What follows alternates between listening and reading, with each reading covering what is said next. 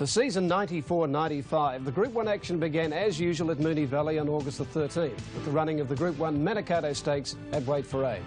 Inside the 600, Sequalo ahead in front. On the outside, Haribo. They're burnt off now. Clogged at third, and here's Primacy putting in a run quickly. A length further back, Spanish Mix running to fifth from Street Ruffian, Alanon. King Marauding, Palace Range, Shaminda first, Star of Maple. Up before the bend, 350 out. Sequalo just in front. On the outside, Haribo now. Primacy further out with Spanish Mix. They're racing quickly to Sequalo. Haribo's gone. They turn, and Spanish Mix and Primacy hit the front from Sequalo. Then a gap to Palace Rain. Out in the centre though, it's Spanish Mix in front from Primacy and Sequalo, then Shaminda Fur, but Spanish Mix is starting to come away, and the mare's too good. Spanish Mix is going to win the Manikato 2.5. Second Primacy, I think Shaminda Fur got third, the bolter. Eyes are weighted. Sequalo the leader, they're coming at him now. Primacy race to Sequalo and Spanish Mix out wide, race to the pair of them. Spanish Mix hit the front from Primacy, and then Sequalo fighting back, but it's Spanish Mix clear, drawing away from Primacy and Sequalo, and Spanish Mix races away to win it. Spanish Mix first, Primacy second, a photo. Spanish Mix hadn't won since taking the William Reid at the Valley 18 months ago, but a soft win today. You know, I went very hard, and I think that's what sort of won me the race, because I was able to just work into the race when I wanted to, and that's what sort of made it so easy. You know, he hasn't taken on the young gun sprinters before, and he beat it most of them all bar one, and it was a mare from New South Wales that beat him, so it's nice to know that he's probably still the best sprinter around. Easing out from 12s to 20, Spanish Mix scoring well. Primacy a handy first-up run. Shaminda Fur was a surprise. Haribo had a tough run and also failed in the wet. Alanon pulled up to straight. Up on the outside of the field, light flashing on top, and they're off in the Tooheys Draft Warwick Stakes. March Hare is one of the first out. Telesto immediately out the back. He's about 6 lengths behind the second last horse at the end of 100 metres. Goose now going up 4 deep as they turn for home.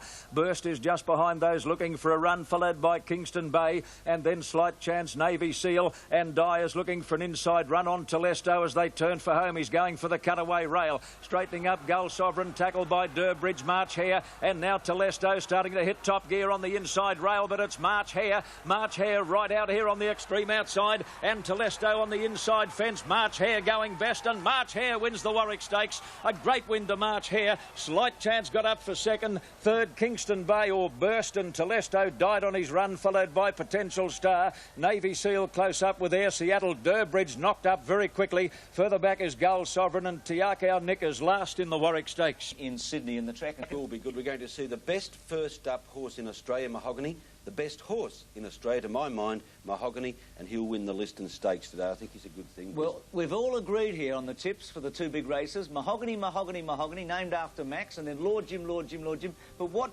Soon-to-be crowned Horse of the Year, Mahogany came back to racing with a magnificent win in the Liston Stakes at Sandown today. The 4-year-old has been set for the Cox Plate after proving he'd returned to his best by wearing down tearaway leader State Taj. A big day for Lee Friedman, who trained 3 winners for the day. Candidate Mahogany was back in action in the Liston Stakes. The dual derby winner, the first to chase after tearaway leader State Taj. Outside, State Taj about 2 lengths. Mahogany's got him, I reckon. Hall had a look over his shoulder. State Taj grabbed by Mahogany in the last 100. Here's the champion racing away now. Mahogany first up. It'll be a brilliant win. And he draws away Mahogany to win it by 2 lengths to State Taj. Credit account third. A Wait for Age campaign into the Cox Plate awaits Mahogany now that he's over the first hurdle of the spring. His win today stamped with authority as he displayed a rare gift, acceleration at the top level. He'll make a marvellous Wait for Age horse. He just possesses that. That's every good Wait for Age horse has got to have that. If they haven't got acceleration, they're brilliant pace for maybe 400 metres, then they'll never make a top Wait for Age horse. But this horse, you know, out in his zone in that area. Really, he was only sort of 80–85% fit, but that at State Taj, he put a big break on us, and he made him work a bit, but he's a great horse. He's a great horse. Once he had him covered, well, he sort of pricked his ears going to the line. Mahogany has now won 13 of 21 starts. He ran a dazzling last 800 metres to win. State Taj was a mighty second, did well to hold on. Tell us about Mahogany winning the Liston last week and your feeling about him this year. Well, he's just an awesome horse, Bruce. I mean, it was just incredible. His sectional times, the turn of foot he's got, and I mean, touch wood, we're going to have a lot of fun this spring with him, I think. Max, he tried to... Well, here he is. Sky Channel Mimsy Stakes for 1994. There's the light. ready, and they're off to a good start too, and Bundy Lad jumped brilliantly towards the inside. Winners last of all. Down the side, 700 metres left to go in the Memsey, and the leader Bundy Lad doing it well by a length and a half. Lord Trident. Keltreese has gone up quickly on the outside, 2 lengths away. Shem and Defer. Primacy now starting to gain ground. They're followed by Palace Rain from Spanish Mix, a good long gap to Trista Love. Reading from a long way back, followed by Soho Square Runyon and the Phantom Chance as they make the home turn. Bundy Lad will lead them into the straighter with Keltreese in hot pursuit down the outside, and they're clear. In third place then is Primacy, being followed next by Lord Trident. Bundy Lad going strongly, 200 metres left to go, is over 3 lengths ahead of Spanish Mix, who's coming home well down the outside. Primacy back behind them, followed by Keltreese, but it's still Bundy Lad the leader with 100 metres left to go. Reading coming out of the clouds, but Bundy Lad will lead all the way. It's too good, Bundy Lad. Bundy Lad by 2 lengths to Spanish Mix. Third home is Reading. Fourth, a very good run by Trista Love, and back behind them is Palace Rain, Primacy Weekend. Shem and Defer, Keltreese back behind them. They were followed by Runyon. Soho Square well back with Lord Trident second last, and last of all is the Phantom Chance. Friedman trained gallopers. The weight for age Memsey, Primacy 13 to 8 favourite, slipped at the 600 as speedy New Zealander Bundy Lad had them all off the bet. Bundy Lad led by about 2 or 3 lengths to Keltreese. Primacy winding up, and Spanish Mix wide out from Reading. Still Bundy Lad has it though. 100 to go. He's 3 lengths to Spanish Mix, Primacy and Reading, and Bundy Lad will win it easily. Bundy Lad scores by over 2 lengths to Spanish Mix. Last year Bundy Lad won the Liston at good odds. Again he was over the odds after beating Rough Habit in New Zealand before coming here. Train at Mooney Valley, some nice runs behind him, including 92 Derby winner Reading. Morning, gentlemen. Well, I'm glad to hear that spring is in the air. Will somebody please tell the VATC the movable rail out 6 metres from an important meeting like yesterday's? Surely that shouldn't be the case. In Carnival. At Flemington, St Covert started a short price favourite in the $250,000 Ascot Vale Stakes. Tackled by Cannibal King in the centre. St Covert is down the outside, and Blevick is joining in with a good runner. And over on the inside behind them is Racer's Edge. Now Cannibal King is the leader. St Covert can't go on at the moment. Racer's Edge finishing very strongly in the centre. Racer's Edge has taken the lead, and Racer's Edge races home to win the Ascot Vale ahead of either Blevick or Cannibal King. Yes, Racer's Edge got the money at 6 to 1. Blevick second at 10s. Cannibal King 8 to 1, and St Covert surprising unplaced favourite. Vale. It's the St Covert not going on at the moment. It's Cannibal King in front of St Covert, and Blevick on the outside is coming home. Racer's Edge is getting a split between them. Racer's Edge grabs the lead, bolts away. Racer's Edge brilliantly by 2 lengths. The former David Hayes trained Racer's Edge down the Hayes Colts, Blevick and hot favourite St Covert, who struggled in fourth. This has been his aim for the spring, and we'll just go back and sit by now, and he's got stud value now, and he's run third in the slipper, and he's won the Ascot Vale, and just got to try and win a Group 1 with him somewhere. Melbourne and Sydney featuring, and first up was the Ascot Vale Stakes. Yes, during the week, St Covert was named the 2-year-old of last season against his rival Dan Zero, trained by Lee Friedman. Yesterday in the Ascot Vale, St Covert blotted his copybook, and you'll see Racer's Edge in the predominantly lime green colours get that split and go on and win. Bulldog Yates has been tackled. Bulldog Yates, well, he's from Brisbane. He came down here for the Tripoli. Doesn't seem to measure up to others. Do you think that you've now got the best sprinting 3-year-old in Dan Zero ahead of St Covert, who flopped yesterday? Yes, I do. I was here the day after he ran first up in the Mitchell Mackenzie, and I said that day that I was a little bit dubious about the performance there. I think maybe with the weight differential in the Ascot Vale and the indifferent performance first up, the horse probably isn't quite at his best. You'd have a better one in Sydney naturally, Max? No. For Bobby Lewis, Poetic King was 5 to 4 favourite, but disappointed as Haribo rebuilt his reputation. Haribo went to the lead from Poetic King, who didn't find much. Sequelo's after Haribo. Sequelo racing to Haribo with about 100 metres to go. They settle down to fight it out. Haribo drawing clear in the last bit. Haribo races clear of Sequelo and Poetic King, and Haribo Might have to go there before you go to the... who didn't find much. Sequelo's after Haribo. Sequelo racing to Haribo with about 100 metres to go. They settle down to fight it out. Haribo drawing clear in the last bit. Haribo races clear of Sequelo and Poetic King, and Haribo Might have to go there before you go to the... An impossible. Did you think that Poetic King, Max, could possibly be beaten in the Bobby Lewis yesterday? No, I thought Poetic King was a good thing, but then again, I thought Poetic King would be ridden quietly back in the field. I didn't think he'd be up there doing the bullocking for speed under 57. The section showed that Poetic King, under these circumstances, couldn't possibly win. I thought it was a very courageous run by Poetic King, and I'll be backing him next start, as long as he's ridden off the pace, because you can't participate in these type of races and be up there, particularly with weight, and run on. Certainly Haribo and Sequalo showed that last start when they had a nice battle for the lead and wilted. But there he is, like Poetic King. He's under a big weight. He's sticking to his task. He's a very promising racehorse, and given a bit of a chance in as much as allowed to settle down next start, I think he'll do better. Well, there was Haribo. He holds a Mooney Valley record, 1,200 metres, 1:08.2 yesterday. 5's out to 10 to 1. Amazing. Well, Max has given you all the advice. Melbourne and Australian Horse of the Year, Mahogany, started favourite in the Craig Lee Stakes over 1,500 metres. On the outside, joining in, Creditor Counter, Pride of Rancho back behind them, and they're followed by Shartin Heights and Dark Star from a long way back, but it's Mahogany up on the outside. He goes up to tackle State Taj, battling on well, but the champion's under double reps. Mahogany, State Taj is fighting back. Mahogany just in front. Mahogany will just win it. Mahogany just won from State Taj. Yes, Mahogany started at 5 to 2 on and favourite. State Taj at 16s and June at 14 to 1.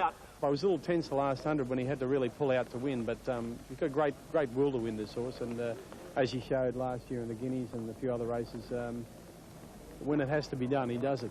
And I think you'll find he'll improve from here and he'll go on and be better.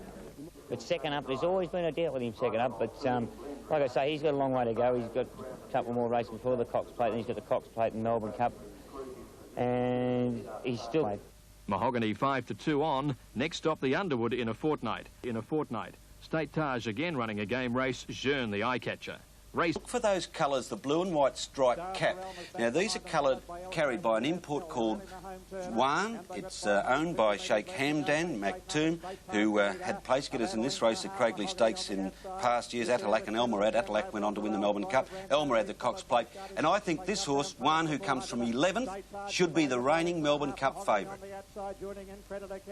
Pride of Rancho back behind. What do you think of his run, the import, Lou? I thought it was a good run. I think there'll be improvement in him. I think there'll be a lot of improvement in our horse too, so I think it's maybe a bit early to be calling him a Melbourne Cup favourite just yet. Right. Good horses win by narrow margins? I think so. You know, it was quite evident with Better Loosen Up when he was racing, and I'm sure Leilani and a lot of the great horses of the past didn't win by 3 and 4 lengths every time they went round. And I think that probably is part of the expectation thing. You get a horse as good as him and people expect him to do the impossible every time they go around. And off the track during the week, Mahogany named the horse of the year. Melbourne Cup weights released, and yesterday Mahogany did it where he had to on the track too, but narrowly. Max, were you impressed? No. Oh, he's past 11, but in a way, Max does have a point. Lee, he gets further into his preparation, he keeps finding form. So, you know, I was happy with the performance. I was unhappy that he probably switched off when he should have won easier than that. In Sydney, racing was at Randwick, where last start winner March Hare headed up a crackfield in the Chelmsford Stakes. March Hare, who's hanging a bit, he's getting right out to the middle of the track. Telesto starting to wind up now, but Oppressor is well clear with 100 to go. March Hare out under the arches has just about got him, I think. March Hare coming at Oppressor, further out Fraternity, but March Hare wins the Chelmsford. Fraternity wide out. March Hare started at 11 to 8 and favourite. Fraternity at 10s and Oppressor at 150 to 1. Nice price. Keith, I would like to issue a Sydney challenge to Lee Friedman and Mahogany. Lee, bring Mahogany up for the George Main Stakes. Take on March Hare over 1,600 metres at Randwick. We'll look after the X's to bring the horse up here. You'll have to find your own, of course. If the prize money doesn't suit, I think we could... you know, the AJC were telling me yesterday that perhaps they would be prepared to put in about another 20 large, might even get to 50. Well, what do you say to that? Well, it's an interesting proposal. I'll give it some serious thought, Max. Yes. And I'd like you to watch closely for the next one, Lee, because we're going to Randwick yesterday, and this is March Hare. This is the horse that Max has thrown out the challenge to you this morning for Mahogany to beat. He was never on the track, and it was a very impressive win. While I've thrown out the challenge, I didn't say which horse I'd necessarily be on. I just want you to get that factor for a start. But that's March Hare on the outside. Note how Jimmy Cassidy just lets him come over the rise and lets him stray wide. He's looking for better ground, but also note the fast finish of Fraternity down the outside. Now, this is a dead set live Cups hope. As you see now, March Hare really getting his mind on the job, a couple of clicks and takes off, but that's Fraternity down the outside, going to the line most encouragingly, and Fraternity is very, very much a Caulfield Cup hope and could even graduate to the Melbourne Cup. Well, how would the challenge plate guide and Oliver with his tail up was on the favourite Tristalove. The pace right on from the start and a classic finish. And Primacy dashed to the lead over Bundy Lad, Tristalove, and Redding is finishing quickly. Primacy the leader in the straight from Bundy Lad and Redding on the outside, and then Tristalove, Primacy in front, Redding and Tristalove barging through in the centre. Tristalove and Redding, they hit the line. Tristalove.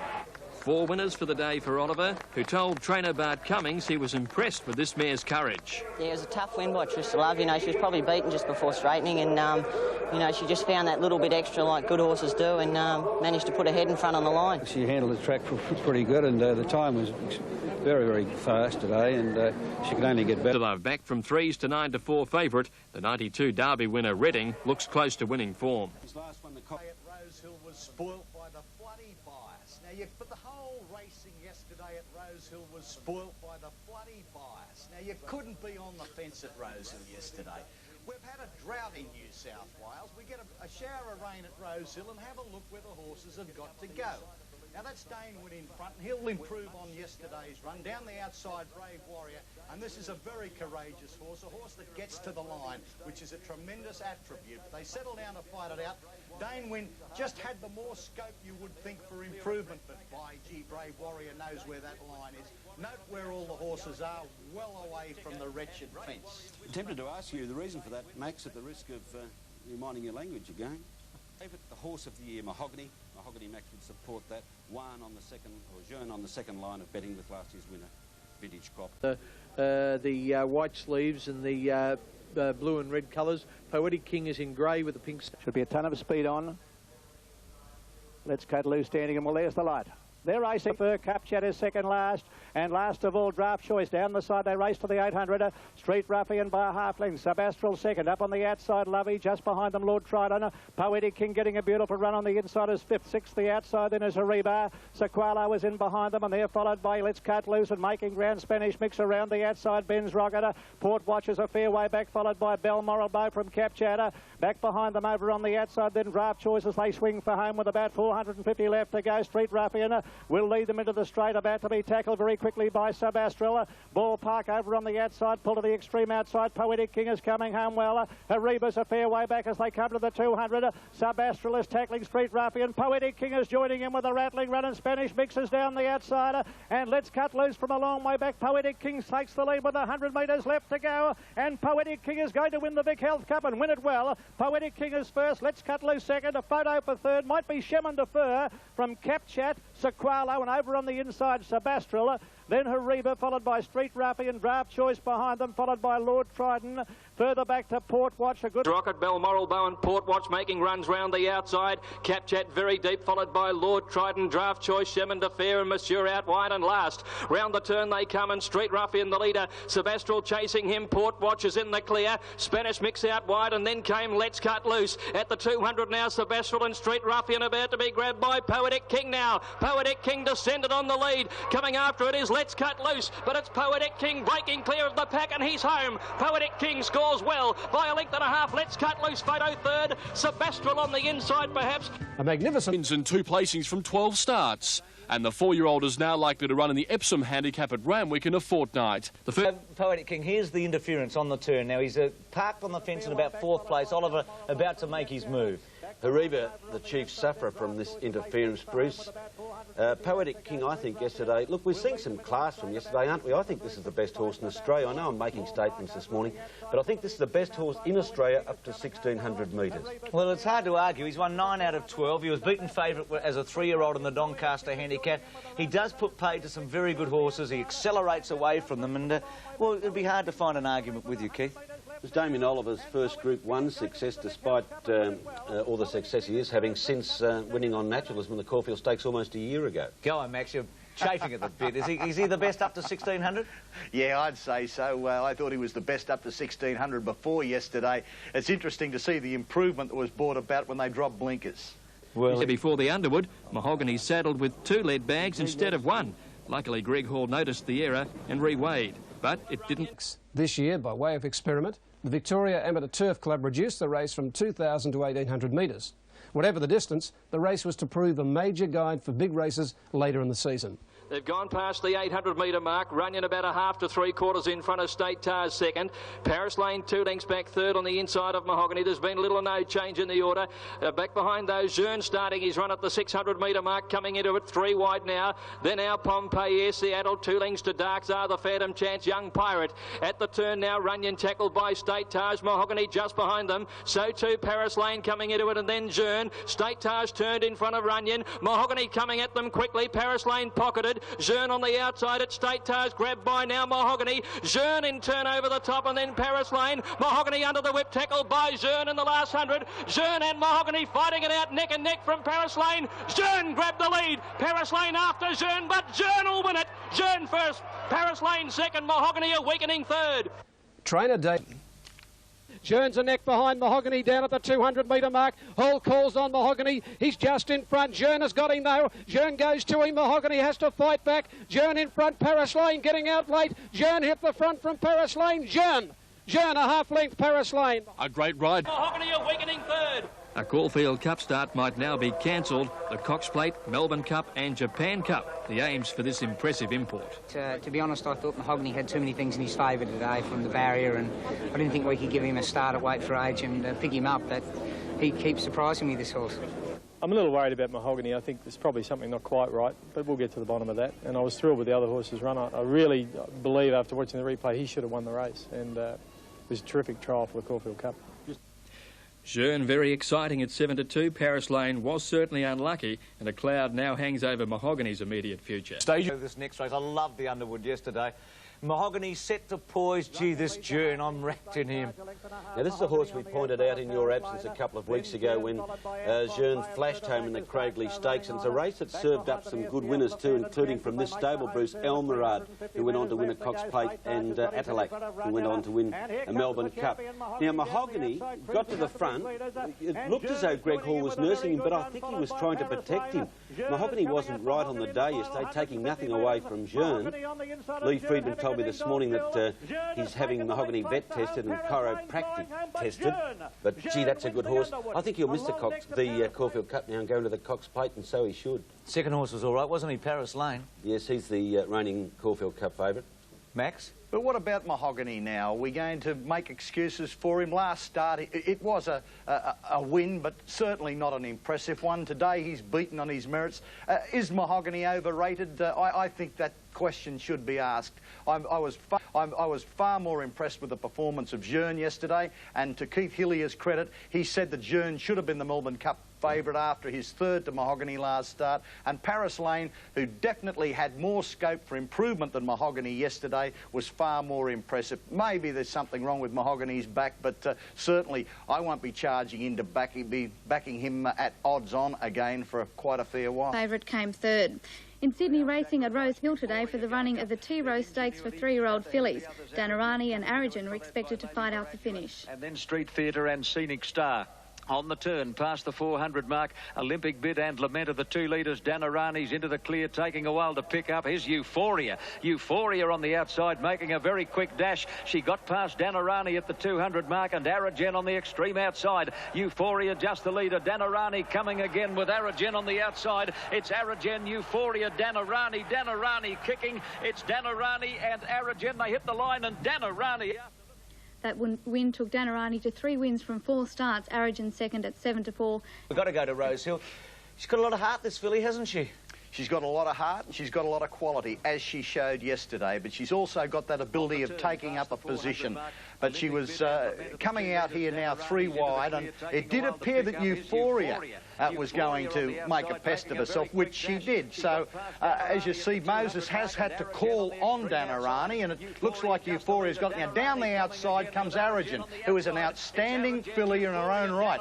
But have a look at this magnificent Danarani plucking out that courage and getting to the line. A top-class filly, could take on the Caulfield Guineas, the Colts and Geldings there, and there is a suggestion that Bart Cummings said, well, if Lloyd Williams would like to rename the Mahogany Room, he can have Danarani. She is special. Bart's saying she's better than Tristan are already. This is Vintage Crops winning the St Leger for the 2nd successive year. He's in 3rd place.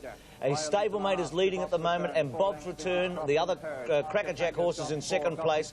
Canaan up on Vintage Crop, and Keithy's most impressive. Well, this is the first time that any horse has won 2 Irish St Ledgers. This is the race that he won last year before coming out and winning our Melbourne Cup.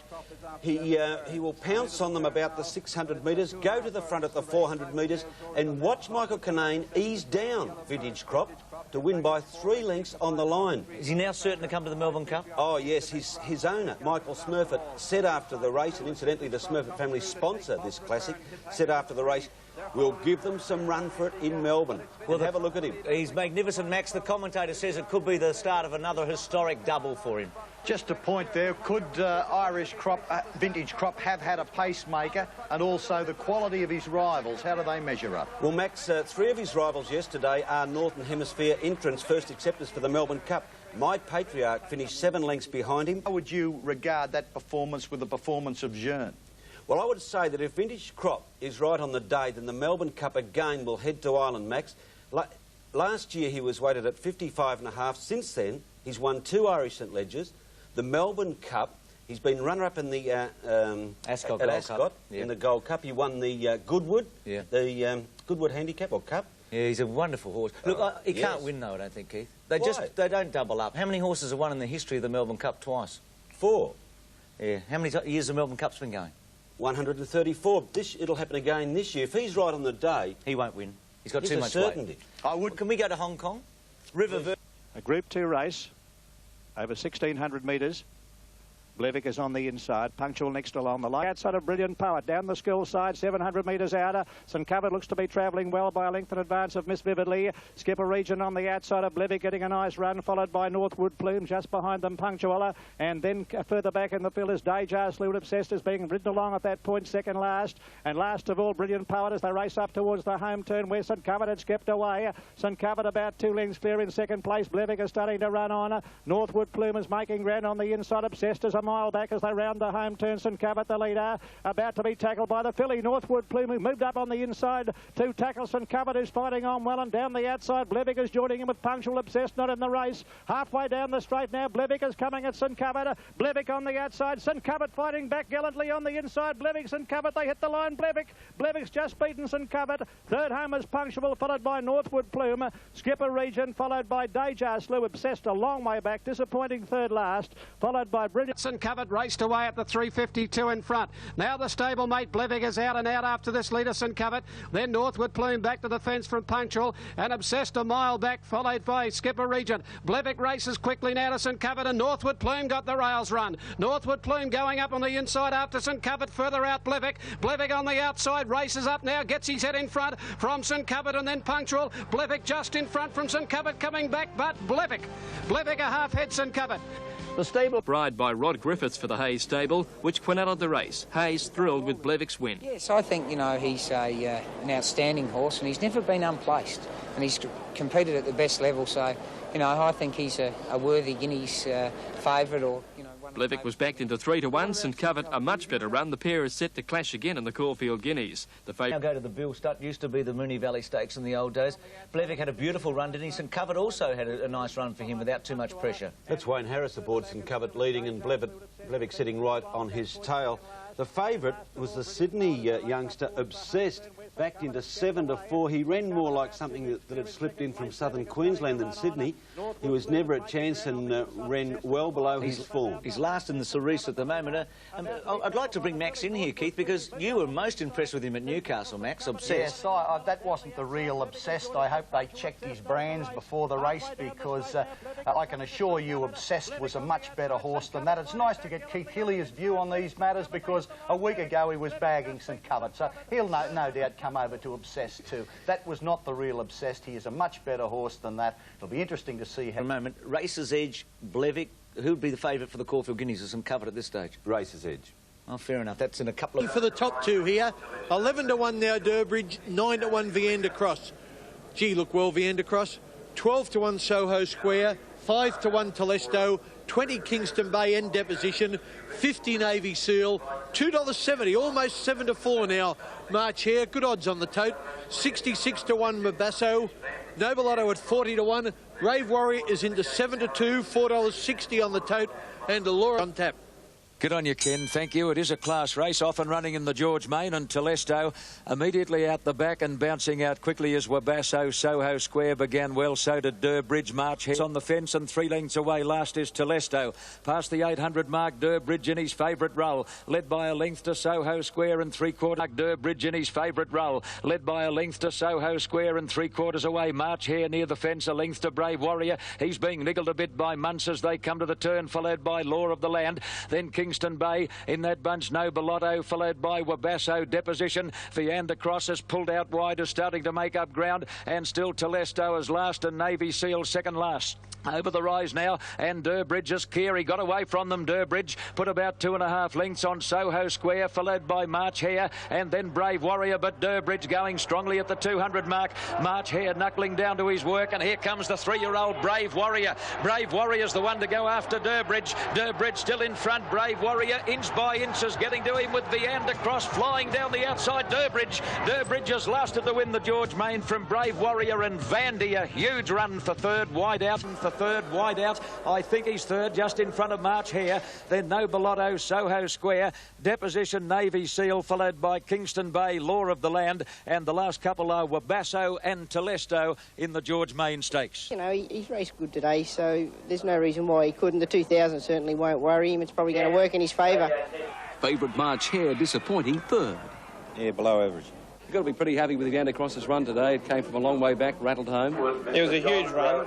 They probably sprinted a bit quick for him up front, and he was left a bit flat-footed, but he got home really well, probably in front, but wasn't the way today. He probably has still got a bit of improvement left in him, though. Vandy's back. We saw Viander Cross flash home for fourth placing in Sydney. Yeah, fair to say, no doubt. Sydney took the honours yesterday with the George Main, the Group 1. The race yesterday, Max, it was dominated by Simon Marshall, I thought, on Durbridge. He really tactically outrode them, didn't he? He slowed them up and then was able to sprint away. Yeah, well, they allowed him to dictate terms. Lee Friedman maintains that Simon Marshall is one of the few real weight-for-age riders in Australia, and I'm beginning to agree with him.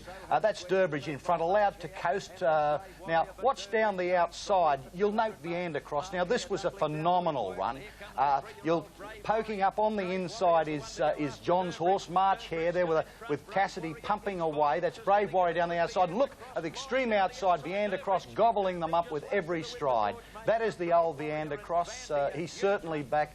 A phenomenal effort in as much as the tempo. There's no doubt about that. He's a quality Spring Champion Stakes and about to be called up. The chair has come off the fence.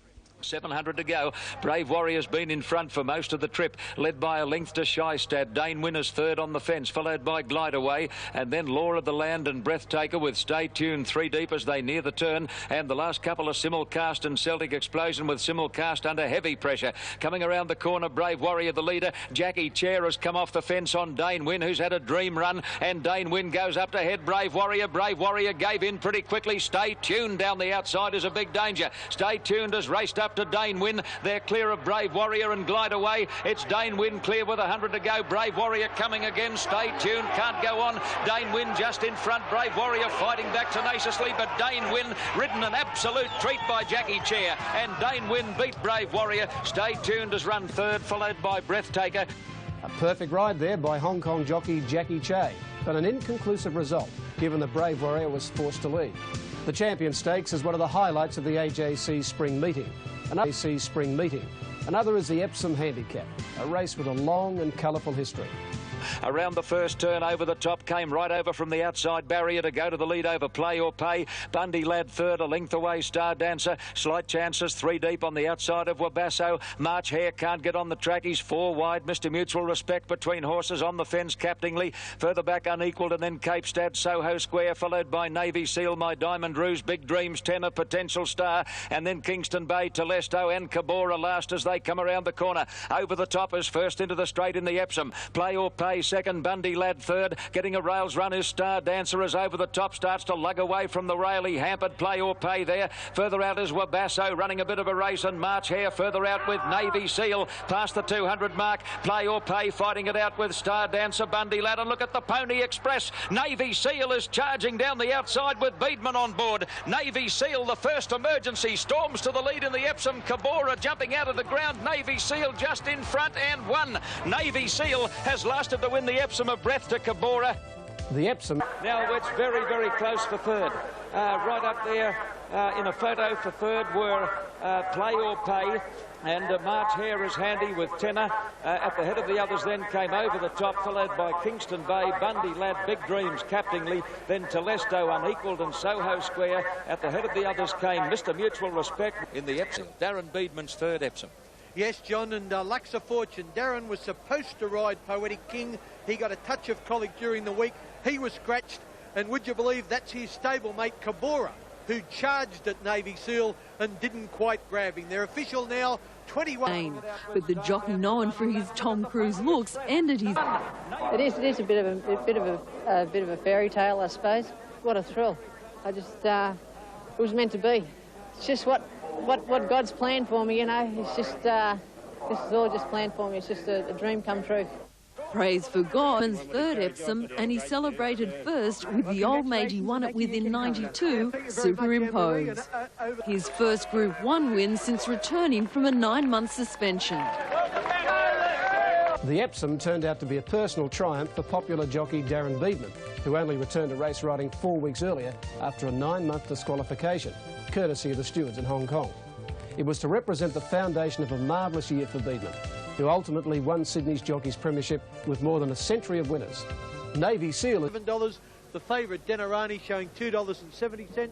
I've got my cash on Marathon. Named after a great mare of the 1940s who won a swag at big races in 600, followed field as they go over the crossing, and then Sweet Consort, Scenic Star, followed by Ingenuity and Jen's Halo. Street Theatre well back and under a bit of pressure as they come to the 600, followed by Wave Hello, and tailed off is Talaga. Coming towards the bend now, the leader Gaelic Melody a half length to Shadowy Outline. Live It Up in third place, Marathon fourth, followed by Danarani, and then Euphoria, Aragen, Yara. They're packing up on the turn. Further back, Warning Siren, Sweet Consort, Scenic Star. Street Theatre's in front of about 3 as they come over the rise, where Live It Up has raced up to grab the lead. Danarani coming at it quickly, and now Aragen popped the question. She's got the last shot at them. Past the 200, Live It Up tackled by Danarani. Euphoria getting through near the inside. Aragen is struggling a bit now. It's Danarani just the leader over Live It Up and Euphoria. Close to home, Danarani in front. She won't give up. She's all heart. She's drawing away on the line, and Danarani beat Live It Up second. Marathon third. Aragen died on her run. So did Euphoria. So did Euphoria, followed by Talaga, Street Theatre under pressure a long way out, and then Yara, Scenic Star, Warning Siren, Sweet Consort, Wave Hello, from Shadowy Outline, Ingenuity, well back is Jen's Halo, and Gaelic Melody is knocked up to run last in the Group 1 Flight Stakes. 3 Denarani, she's made a bit of a clean sweep almost of the Phillies Classics here, with 5 runs for 4 wins now. Kevin Moses, the jockey, trained, of course, by the master, Bart Cummings. The Manifold Stakes. The Epsom is the AJC's other big spring handicap, the Metropolitan, over 2,600 metres. Here the favourite was the Gold Coast visitor Umpala, having cut a swathe through the Winter and Spring Cup races with victories in the Gatton, Tattersalls, Ipswich, Caloundra and Newcastle Cups. 7 days earlier in a major Metropolitan handicap lead-up, Glastonbury had tailed out to last as favourite. The David Hayes gelding had to subsequently endure a number of veterinary checks and chiropractic manipulations before being allowed to take his place in the field. Going around that top turn, and Tiakau Nick is the leader. Striking Goal second, Cautious Cluden third. Now there's Double Take making a fast move on the outside of Rose Reward, followed by Restitution. Pleasant Conquest is out deep and ridden a bit now, followed by Irish Rort, who's had a good run on the fence. Further back, Nasser Rich, and then Cup of Cheer, followed by Dark Czar, who's not doing enough at the moment. Glastonbury well back with Major Decision. Umpala giving them a tidy start as they come to the turn, and he's under some pressure, followed by Anything's Possible, and tailed off is the Hunted. Coming around the turn, Tiakau Nick the leader over Double Take on the outside. 3 deep, Rose Reward. Striking Gold is gone. Cautious Cluden on the fence behind them, and Restitution on the outside. Further out, Glastonbury and Nasser Rich. On top of the rise, Tiakau Nick tackled on all sides. Firstly by Cautious Cluden, Rose Reward, and here's the big grey Glastonbury, and Irish Waters getting through near the rail. Glastonbury swept to the lead 100 metres out. Irish Rort on the fence. Umpala in the centre. Glastonbury is struggling near the line. Umpala can't quite reach him, and Glastonbury won the Metrop over Umpala. Glastonbury's defeat of the luckless Umpala precipitated one of the noisiest and most sustained demonstrations on an Australian racecourse for years. Despite the fact that punters were warned to expect radical improvement from Glastonbury, the last to first form reversal in a Group 1 race did not go down well at all with rank and file punters. Glastonbury may not be any thoroughbred oil painting, but he has an admirable pedigree, being a Sir Tristram half-brother to TJ Smith's former champion, Bounding Away. David Hayes said he couldn't explain it, the punters couldn't believe it, and race favourite Umpala could do nothing about it.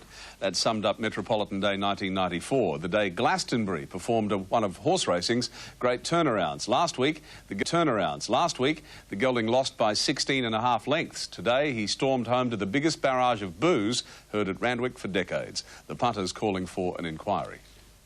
Last start, Glastonbury had been the subject of extensive veterinary tests throughout the week. In the final stretch, the grey flashed back to form. Glastonbury swept to the lead 100 metres out. Iris Rort on the fence, Umpala in the centre. Glastonbury is struggling near the line. Umpala can't quite reach him, and Glastonbury won the Metrop. There are turnarounds in racing. This is probably one of the biggest, but it's something I can't really explain. And he did have manipulation, but that obviously has helped the horse. In the Group 3...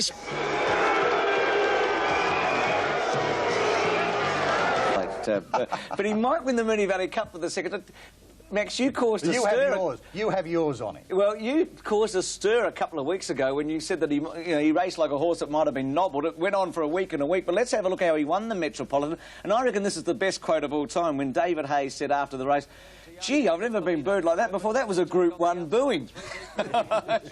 Yes, there's no doubt about that. Hey, Umpala should have won by a lap. Oh, yeah. Well, a nice, comfortable length and a half. But there is that grey thing coming down the outside now. It was 20 lengths behind only a week earlier, but Cooksley, notice how Cooksley tightens them up when he goes over. He leaves absolutely no room for Umpala until the race is all over. But Glastonbury getting to the line now, but Umpala cutting him down with every stride. Only had about a 50-metre clear run. Everybody concede. Oh, what do you think? Umpala. What do you think? Yeah. Well, that's what racing does to you, Keith. You should know that. Seriously, Max, one of the biggest demonstrations you've seen?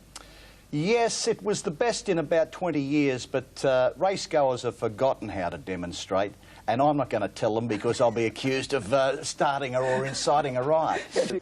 Yesterday's winning because successfully Friedman with the favourite Love of Mary getting the money. Down the outside, Ella Wet and Captive are running on strongly, but Love of Mary looks to have it shot to pieces in the final run. And Love of Mary drawing away for a good win, wins it well. Love of Mary 2.5 lengths to Captiva.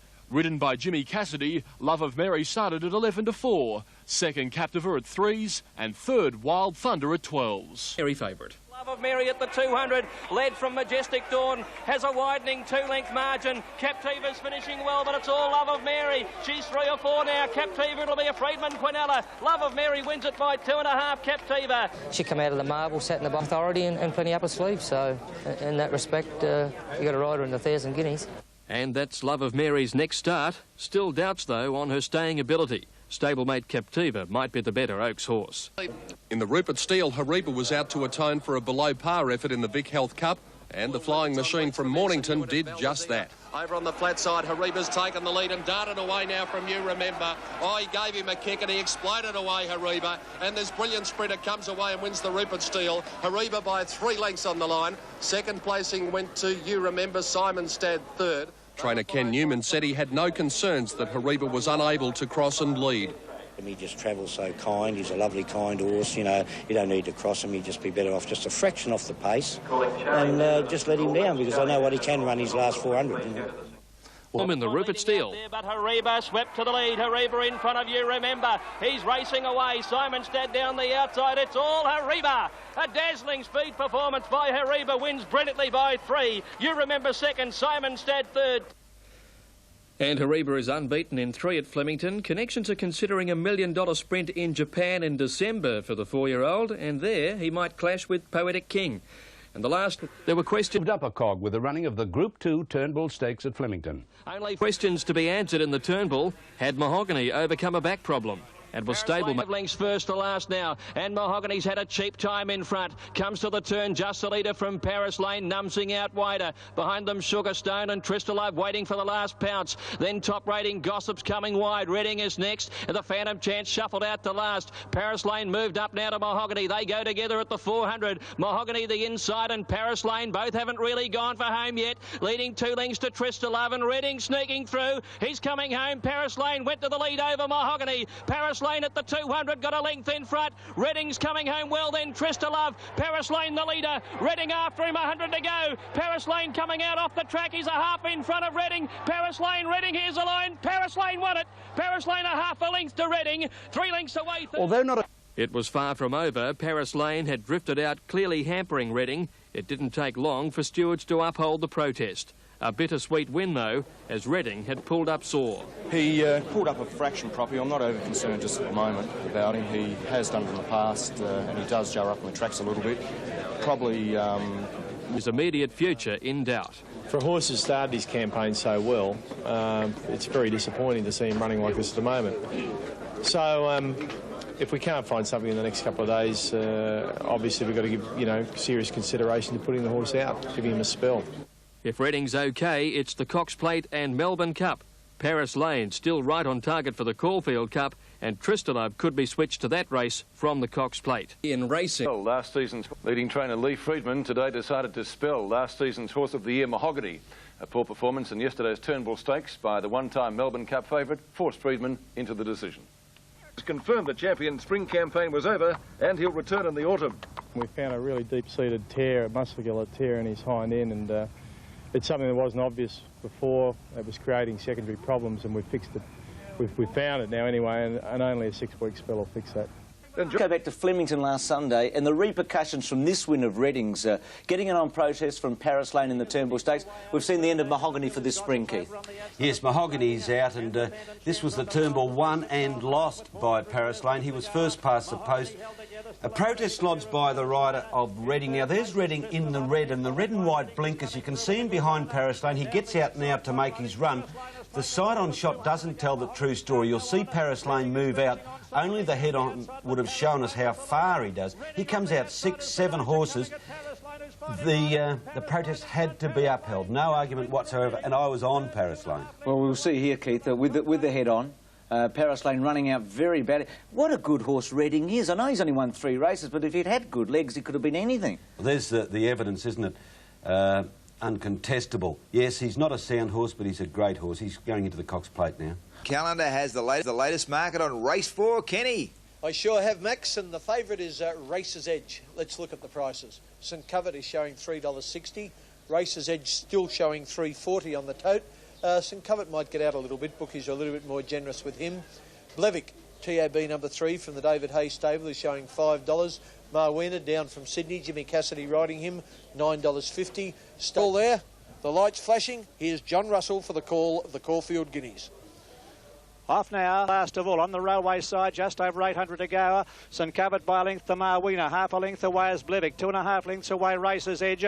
They're followed by Punctual. Lindbird on the inside of Stay Tuned, 2 lengths further back as Pomcell, and Obsessed is 8 lengths back at the tail of the field and dropping back out of it as they come up to the 500. St Covert, the leader, doing it well by a length to Blevick. Half a length away the inside, then is Marwena, a length and a half. Racer's Edge making ground. A long gap further back in the field. Into the head of the others came Punctual, followed by Lindbird, Pomcell. Stay Tuned, hard ridden and tailed off is Obsessed. He'll be pulled out of the race as they straighten. St Covert is the leader in the home stretch with about 250 to go. Marwena now in hot pursuit, followed by Blevick, who's under the whip, and Racer's Edge is a long way back. St Covert about to be tackled by Marwena, but he's fighting on gamely. St Covert, he's still in front with 100 metres left to go. Marwena trying to get to him, but won't make it. St Covert's going to lead all the way. St Covert wins it well, a length to Marwena. Tight for third, Blevick or Punctual. They're followed by Racer's Edge, a long gap to Pomcell, followed by Lindbird and Stay Tuned, who was the last home in the event, and Obsessed. Tuned, followed then by Pomcell, and Obsessed might be the race. St Covert leads the Guineas field at the turn. 400 to go from Marwena and Blevick coming at them.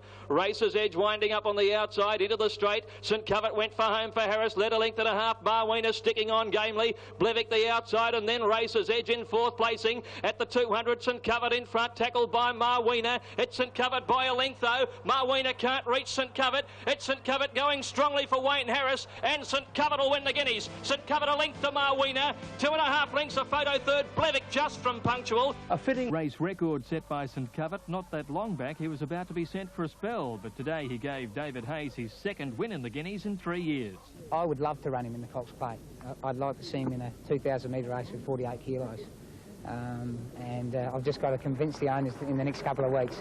St Covert started 13 to 4. Sydney Colt Marwena's 2nd. St Covert's stablemate Blevick held third. Race's Edge disappointing at the 1600. Like St Covert.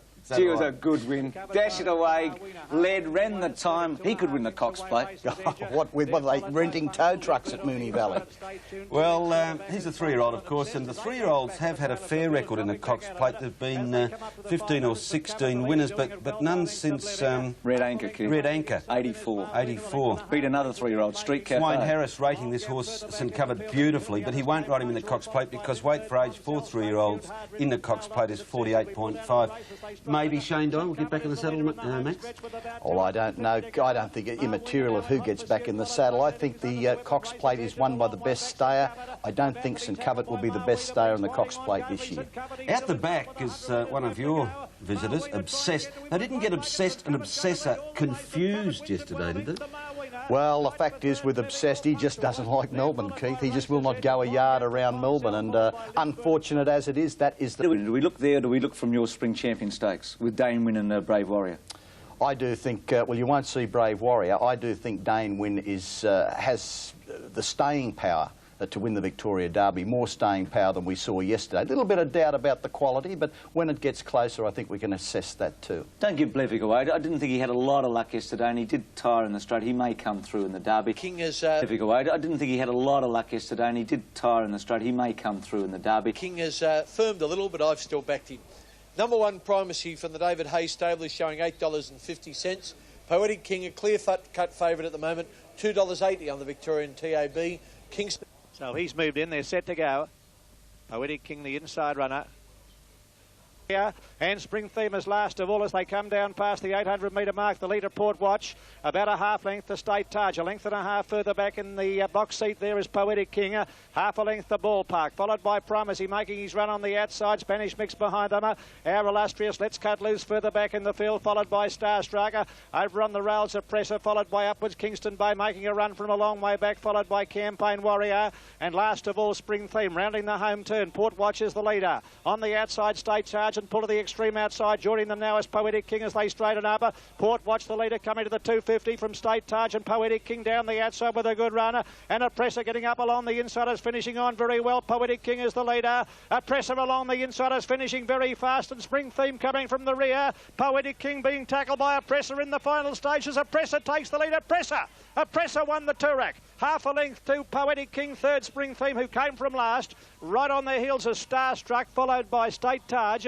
Then Ballpark upwards behind them. Let's Cut Loose and Spanish Mix, and further back Campaign Warrior, Kingston Bay, Port Watch, Our Illustrious, and last of all is Prime. And 3 lengths to Spring Theme as they thunder to the turn, and the Toorak Handicap now at the 400. And Port Watch, the leader. Poetic King has eased off the rail, comes around State Taj's heels, 3 wide into the straight now.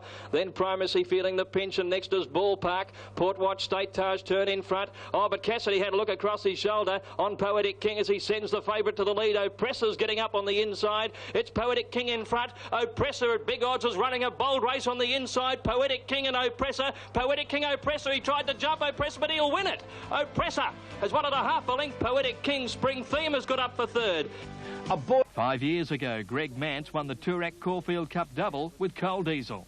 A great thrill, and it does bring back memories of '89. Hopefully we can continue the memories on. Obviously, Oppressor's going to the Caulfield Cup.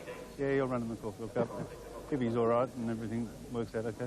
And a great fillip for David Taggart, badly injured earlier this year. Oppressor third last in Sydney last start at 2,400, got the money at 50s today.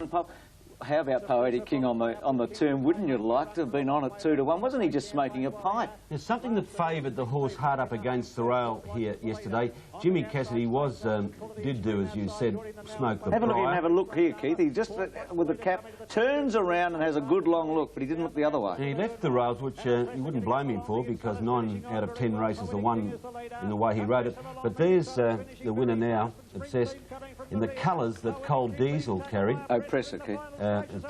Depressor.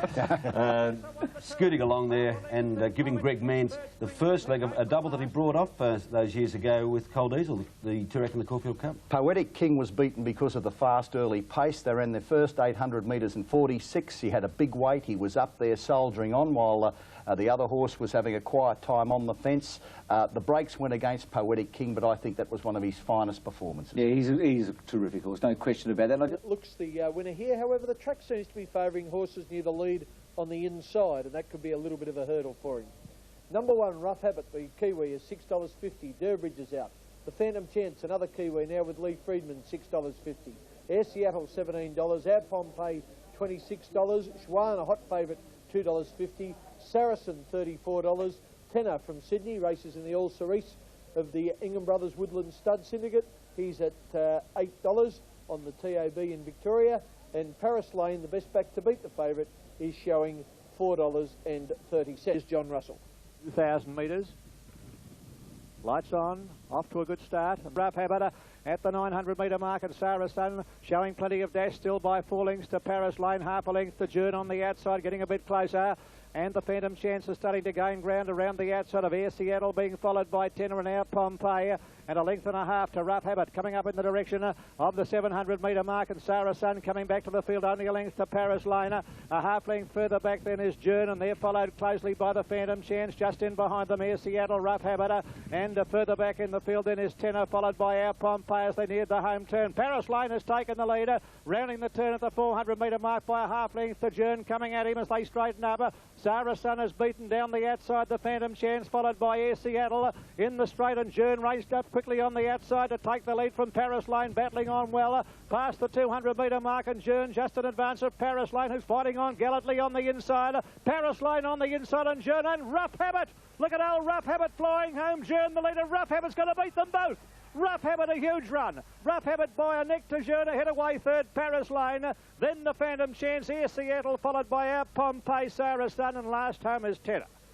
Through on the inside at the 600 metre mark from Tenor and Our Pompey. At the turn they race now, and Paris Lane moved up to join Sarah Sun. Jeune on the outside of Paris Lane, poised to pounce. Then the Phantom Chance running on under pressure, and next is Air Seattle. Paris Lane into the straight, the leader. Jeune moved up to him, followed by the Phantom Chance, and then Sarah Sun, Air Seattle. Jeune took the lead at the 200. Paris Lane fights back well on the inside. They've raced away now from Rough Habit, finishing well. Jeune and Paris Lane, nothing between them from Rough Habit, the Phantom Chance. Paris Lane and Jeune, with Rough Habit coming at them. Paris Lane, Jeune, Rough Habit, Rough Habit! What a win! Rough Habit has got up to win in the last 2 strides. Well, the last to first effort. At the 200, Jeune's put his head in front. Paris Lane battling back on the inside. Jeune's racing erratically. Paris Lane's coming again. Rough Habit starting to fly. It's Paris Lane in front of Jeune. Rough Habit coming all over the top of them on the outside, and he's got up. What a run! Rough Habit comes from last and wins the Caulfield Stakes by a neck to Jeune and Paris Lane. Raced around the world. What a win! He's 8 years old, raced around the world, had a year off the track after an operation, but still knows how to wow them. I'm wrapped for the horse, you know, because he's probably underrated horse, really, and they write about all the great horses around, but he's probably one of the greatest.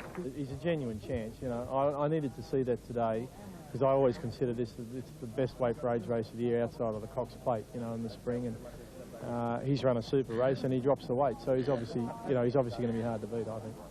And Paris Lane and Rough Habit are now equal favourites in the Caulfield Cup at 4-1. A decision on a start for Rough Habit will be made in the next 24 hours. In the course, more than happy with Paris Lane's effort to run third. It's taken Rough Habit, you know, who's a champion there, to finish the 2 of them off, and he drops his 4 kegs next week, and I think he's a well-deserved favourite. David. We better get into yesterday's meeting. The Caulfield Stakes was a fantastic race. A dramatic and emotional win, I felt, for Rough Habit, but I must query our weight for age horses. Dear old Rough Habit, 11 Group 1s and over. This is only his 2nd win in Victoria. He's back on the fence in about 2nd last placing. Jeune's 3 deep, about to attack Paris Lane. Well, look, don't go too far. You won't have anyone on your side. I mean, he's 28 wins from 63 starts. He's the 3rd highest. But he's not an A-plus horse, Keith. He's not a... You wouldn't call him You wouldn't call him a top-class weight for age horse. Bruce, look at this magnificent horse. Look at him. Look, 8-year-old. Look at this finish. Have a look at him. You wouldn't put him in the class of a Rubiton or a Vo Rogue or a Bone Crusher. Yes, yes. I'll put him in the sun. Look at him now. Yeah, so would I, Max. Look at him, right. Look at him now. $3 million. In a supportive vein. I don't think the weight for age horses are much chop. Oh, that's not fair to Rough Habit saying that. He's as good a horse as you see for a long time. He's raced all around the world. He's wonderfully versatile. He's a people's champion. I don't think he's an absolute top-class weight for age horse. Well, name another horse that's won 11 Group 1s that you'd put ahead of him. Kingston Town and Manikato won more, but OK, none. He hasn't You're stopped right. yet. This bloke hasn't stopped yet, though. You might have me. And I tell you, he'll run in the Caulfield Cup now because connections have backed him for a stack. Could he win a Caulfield Cup? I think he could. I think if he gets the conditions, he can win anything. But he does meet Paris Lane 2.5 kilos worse on yesterday's run, and that's a leveller. But there again, if he gets a bog track, he's even better than he was yesterday. He's a great racehorse, Bruce. I'm surprised to hear you downgrading him. No, I'm not downgrading him. I just wonder, when an 8-year-old, we had the Phantom last year at 8 years of age, I just wonder if we're going through a little trough with our weight for age horses. Well, I agree on that point. It's going to I love the horse. It's going to be a dad's army's year. You've got Rough Habit 8. No 8-year-old has won the Caulfield Cup since Armonis in 1930, and we've got an 8-year-old favourite for the Melbourne Cup, Vintage Crop. But he's a freak. Like Rough Habit is a freak. He's a certainty. We'll talk about that later. What are you on? I'd like to. I want to just bagging everything now. Let's go to the. Solo showing. Let's go to the. Solo Show in front, though, about 2 lengths in front of Bullwinkle, nearing the line. Solo Show going strongly, and Solo Show 2 1/4 Bullwinkle, Tall Lord third, then Sugar. And it was Solo Show completing a double for David Taggart at 10-1. Bullwinkle will be better for the run, but Tall Lord was disappointing. The Herbert Power. This was impressive, wasn't it, Solo Show? I love the way she scoots away here. Yeah, she was beaten by a pretty average mare last start at Mooney Valley, which makes you wonder of the merit of this race this year. The Quickies as a Caulfield Cup guide. Tall Lord ran gamely, but I don't know. Wasn't seasoned Tall Lord. Bullwinkle was the run of the race. I can't understand Bruce getting carried away with a mare with 50 on her back. I want to bag old Rough Habit. He beats me. I don't want to bag old Rough Habit. I just 7-2 each of 2. What's happened to Alcove? I love her. Yes, no problem at all. She'll win. She'll win the Melbourne Cup. The Melbourne Cup? Oh, there's a bit of confidence. She is dropping a Cup. statement today. What's he been on? She's the Melbourne Cup winner. She didn't run yesterday because the trainer believes she's fit enough to miss the week. Give us your tip in the Paris Lane, he should have won the Turnbull, and I think he should have nearly won yesterday. At this stage, Paris Lane definitely the horse to beat. And the Melbourne Cup market? Well, have a look at that Vintage Crop at 5. Take the 5s now. You've done a great job with Vintage Crop. You have done a great job with Vintage Crop. If it wins, Keith, we'll take a break. We're going for lunch. We've got a hot favourite, but when a Bint Masqué a hot favourite, but the filly looked all at sea early and virtually no chance when they straightened. Bint Masqué starting to fly home on the outside now. It's Eleanor in front. Bint Masqué finishing at 100 miles an hour, but the post will be too close, I think. Eleanor, I think, may have. But to the surprise of many, Bint Masqué got the photo by the barest possible margin. Lee Freedman was delighted with the way she overcame difficulties to score. She's just got so much class. I mean, you don't see too many horses pick up 5 lengths in 200 metres in a 1,000-metre contest where they've broken the course record or equal the course record, so it's been a sensational performance. 1,000 guineas, punters found it hard to choose between Sydney filly Danarani and Love of Mary looking for 5 in a row. But again, it was one of... Bionic Best starting a run a long way from home round the outside. Then Danarani. She's got shuffled back a little, about 7th on the inside from Northwood Plume. Then Euphoria Preview and 3 to Captiva. At the turn in the 1,000 guineas. Alice Bluegown in front. On the outsiders, Love of Mary, and moving up to those then is Bionic Bess around the turn, and they're about 3 lengths Majestic Dawn. Danarani is hard ridden next when they enter the straight, and then Northwood Plume in the straight now. Bionic Bess and Love of Mary turn together, running on Majestic Dawn. Northwood Plume, and then a gap Danarani. It's Bionic Bess in front of Love of Mary inside the 200. Northwood Plume is starting to mow them down, and Euphoria late. Northwood Plume hit the front though. Northwood Plume starts to draw clear. Northwood Plume wins the guineas by just on a length. A photo the miners, Danarani or Bionic Bess with Captiva between them. If you watch the problems to win. At the 200, Bionic Best took the lead from Love of Mary. The rider of Northwood Plume dropped his whip, but it's still coming home well. Northwood Plume on the outside. It's going to overcome difficulties. Northwood Plume takes the lead from Bionic Best, and Northwood Plume, despite the rider dropping the stick, wins the 1,000 guineas. It was a nice boost for jockey Rod Griffiths, who'd had his share of critics on Saturday. Classy, despite jockey Rod Griffiths dropping his whip 200 from home. 150 to go, and Northwood Plume is starting to fly. She's the one, Northwood Plume. She gets to Bionic Best. Danarani and Captiva late. Northwood Plume hit the front though, and Northwood Plume's coming away. When I dropped the whip, I wasn't concerned because Damien said to me before the race that he's never had to really hit her, and he doesn't feel that she's a filly that will improve being hit. Freedman went to the 1,000th week and was lucky to even start today after having been off her feed until Friday. It's a sign of a class horse that she's got there, you know. Jockey of the moment. Scratched after suffering an illness last week.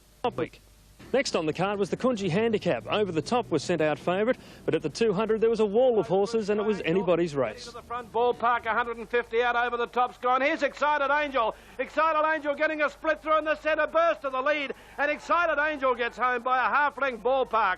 Excited Angel getting up in an exciting finish. Water always going well. And has firmed into $4.80. From the top, Rough Habit at $12, Air Seattle at $12. Our Pompeii $26, $12 It's All in Fun, Dark Czar $21, Kingston Bay is out, Hear That Bell $31, Umpala out to $8, Paris Lane $4.80, Tenor $11, Bullwinkle $10. The 1200 and the leader Gold Sovereign. It's a truly run cup. He's 2.5 in front. It's All in Fun as second. 3 lengths further back is Alcove. 1.5 lengths then to Gossips, followed by Oppressor. 1.5 to Paris Lane. 2 lengths further back is Tenor, who's following Paris Lane. Fraternity the outside. Next 1.5 lengths away Bullwinkle. He's followed by Starstruck, Dark Czar, Air Seattle, and then came our Pompeii. Hear That Bell a long way back on the inside. 2 or 3 lengths further back in the field. Then came Sari Club and Navy Seal. Umpala and Rough Habit is last of all.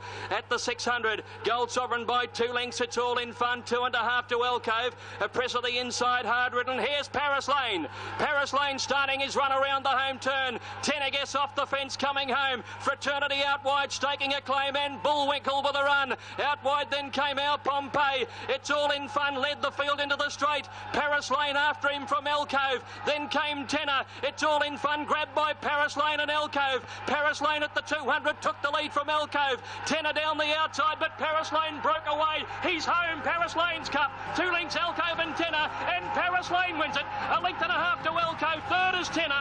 Paris Lane's... The leader is Gold Sovereign. The Kiwis enjoyed a beautiful run. It's All in Fun goes to second, 1 length further back Alcove. Here's Paris Lane putting in a run to fourth, peeling to the outside from Oppressor. Then Fraternity followed by Bullwinkle and further back Tenor. Air Seattle, Umpala is back second last with Rough Habit. Into the straight now, It's All in Fun hit the front. Here comes Paris Lane and Alcove at the 200 metre mark, and Paris Lane on the outside goes up to It's All in Front and Alcove. Damien Oliver's driven the favourite to the front, Paris Lane. It's all over, I'd say. He's dashed away from Alcove and Tenor getting to third, but it's Paris Lane's Caulfield Cup. Paris Lane wins 1.5 lengths Alcove. He only started racing late last year, and Oliver had ridden the race of his life. His second Caulfield Cup. It went just perfectly to plan. He rode a most magnificent, patient race, camped on the leaders, covered them, went at the right time, did everything right. Fantastic ride. It's huge, there's only one more to go. Melbourne Cup, and I'll be pretty happy if we win that. Favourite at 3s, second Alcove at 8s, and a great ride by Paddy Payne, and third Tenor at 6s. Rough Habit. Future for Paris Lane into the Melbourne Cup or what? Well, he won so strongly today. Who's to say he wouldn't run 2 miles? He's a magnificent little racehorse. He's a good trier. He puts everything into his races. He finished it off strongly. I mean, you'd have to say, why not? A course record win by Paris Lane, and it couldn't have gone better to script. And the only black spot for Damien Oliver, a $200 fine for gesturing to other riders as he went over the line with his whip. 3-1 favourite for Paris Lane. He's been penalised 3 kilograms for the Melbourne Cup. Will carry 55.5 on the first Tuesday in November. 34,000 plus at Caulfield, and they got what they went to see, a Favourites Cup. It was a terrific cup, Max, wasn't it? I don't think I've seen a horse have a race won, a major event won so far from home, Keith, and I've never seen a more cleanly run Caulfield Cup. You've seen kilo penalty lead. Do you think that's too much for Paris Lane in the Melbourne Cup? No, I like penalties. Honestly, like horses getting penalties because they usually win with penalties. It's usually an assessment of how well the handicapper thinks they're going at the time. Do you think he'll handle a 3,200 metres? I know they were saying before yesterday he wouldn't handle a 2,400 metres, but the extra journey up against a stayer-like Vintage Crop? Well, that's the big if, Max, of course. But the thing is with the horse, if he can relax a bit more in a race like the Melbourne Cup, I feel he would have a chance of running the distance out. Magnificent thoroughbred, lengthening his stride and going to the line like a good thing should. I don't know, Lee, is there anything behind him that could trouble him in the Melbourne Cup, in your opinion? Yeah, I thought Alcove's run was very good. In fact, I considered her to be the danger in the race, and I think she's the makings of a very, very good stayer. She's a fast stayer, and she's proven that she can beat the best in the AJC Oaks. I think she would be the one to make the most improvement out of the race. I think what's probably come out of yesterday's race, if you accept the fact that that's probably the best field of 1.5 mile horses we could put together, other than perhaps Top Rating. We're looking down the barrel again this year, I think. Okay, and of course, Top Rating's a horse that Damien Oliver is considering switching to in the Melbourne Cup. Paris Lane has fared now in the Melbourne Cup markets. Vintage Crop, the clear favourite. Doubles bookmakers, Max facing a massive payout if he wins. Yeah, well, they had a bit of a massive result when Top Rating didn't get into the field either, so we won't cry for doubles. All right, Paris Lane on the second line. Victory. Oliver and Friedman did it again as the mighty Grey Scalacci made a dynamic return to racing in the sprint. Remember, and down the outside, Scalacci coming with a run. Hero Win Barcara from Scalacci further out on the track. Hero Win ducking in. Scalacci's going to get up, I think. Yes, he will. Yes, Scalacci. Scalacci was given a grand ovation and is early beaten in his attempt for a third straight Lightning the following autumn. But the champ just wasn't racing with his usual zest. On resuming, however, he found his real form. Hit the lead. Scalacci, Bells of Ear coming home, but old Scalacci! What a great comeback! Then lost and has now won 14 of his 25 starts. She 5s to 8s, as you remember, was hot favourite. On the outside is the old Grey Scalacci starting to close on them, but Hero Wind hit the lead. Scalacci, Bells of Ear coming home, but old Scalacci! What a great comeback, he's won it. We've worked hard at him, though. He came back in and he's been in for a long while. Done a lot of work with him to try and get him back. Big thrill. Have a wonderful day, mate. Thanks, mate. I'm doing that. Scalacci hadn't raced since April this year, easing from 5s out to 8 to 1, scored an emphatic win. But Friedman's big day wasn't over to reach who's favourite in the last. Because Scalacci provided the other one for you. This is a very special horse for you. Let's have a look at Scalacci now in the Caulfield Sprint. And Scalacci is the winner of the Newmarket, the Oakley Plate, the Futurity, 2 Lightning Stakes, a Galaxy, a George Ryder. No wonder he's special. Damien Oliver got off him yesterday and said, BIT, back in town. Yeah, we trialled him over at Caulfield during the week, and he said that exact same words to me when he got off him after the trial. He said he's back in town, this horse, and I thought it was a brave effort yesterday. One sort of against what was accepted to be the sort of pattern yesterday too, which was very impressive. Very impressive. Yeah, he's a special horse to Lee Friedman, but I think Scalacci's a special horse to us all. He's a magnificent racehorse, always has been, and obviously he's still got a bit left in him too. Bit of fire in him yet, mate. And Keltrice was favourite. From Daring Ombre, then Plaska. Simonstad running into a pocket. Sequelo full of running round the turn, though. 2 lengths to Keltrice and Alanon, then Daring Ombre, but Sequelo has it shot to pieces. Well clear from Keltrice and Alanon, and then Simonstad, but it's all Sequelo. He'll dazzle them. Wins by about 4. Sequelo over Alanon. Sequelo's unbeaten in 3,000 metre starts. He equalled the course record today. The Mooney Valley... Big win today. In the Moya Stakes, Sequelo Donkey licked a smart field, equalling the course record in the process. Around the turn, Sequelo's going like a winner, though. He's kicked away 2 lengths in front of Keltrice and Alanon. Further back, Daring Ombre, but Sequelo's going to win and win brilliantly. Sequelo punched out, wins the Moya in a canter. 4 lengths to Alanon. Keltrice third in front of Simonstad, which ran on. Then clearly, jockey Norman Weymouth is one of the 4-year-old's biggest fans. I'm not going to say he's better than Rancher, but I've always said he's equal to Rancher, you know, so it's been a great achievement for the horse to come back after 9 months off. Because he equalled the track record. He's got a fantastic 1,000-metre record. I thought this was a good thing, Keith. Really liked him yesterday. Did you fancy him at all? I liked him too, Bruce. I did prefer Keltrice, who had such a great first-up record and was back from 3 to 1 into 2 to 1. But here's Sequelo. He extends to win by 3.5 lengths. His time of 56.3 equalled the track record set 4 years ago. And his trainer, brilliant, Charlie Weymouth, had to call for a couple of brandies after the race. It knocked him about a bit. I remember Rancher, his stablemate got beaten by Manikato, didn't he? Well, they say he's as good as Rancher now. Well, he is as good as... And there's a pity in a way he's not backing up. I reckon it's the race of the carnival next week, Haribo versus Bint Masquet and Scalacci over 1,200. Do you agree with that, Max? I only want to say one word out of that event yesterday, the Moya, Simonstad. Oh, good run. Oh, good run. Yeah, good run. But, gee, Sequelo was fairly impressive. You missed Sequelo, did you? No, Sequelo's a good run, but I'm looking to the future. That was the past. Less than 5 minutes now to post time for the 1994 BMW Cox Plate.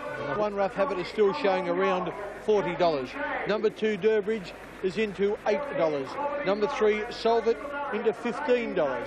Number 4, It's All in Fun, is it's out to $41. Number 5, Juan, is coming from $5 to $4.50. Number 6, Reading, is still at $6.50. Number 7, Soho Square at $51. Number 8, Riven Verdun from Hong Kong at $16. Number 9, Tenor, is out to $31. Number 10, Snap, is out now to $10. Alcove, a gallant second in the Caulfield Cup. TAB number 11 is out to $21. Number 12, Tristalove, at $6.50. Number 13, St Covent at $7.50 out to $8. And Dane Wynn is showing at $31. Racing. Reading snap away quickly down on the inside with Durbridge. St Covent began brilliantly. Solvit didn't begin all that fast, sitting back early. And St Covet's going very fast, will easily be in front at the post the first time. St Covent from Durbridge. Solvit moving up on the outside. Snap next. Then it's all in fun. Soho Square. Reading back on the inside, about 6th or 7th, turning out of the straight. Dane Wynn is next, followed by Tristalove.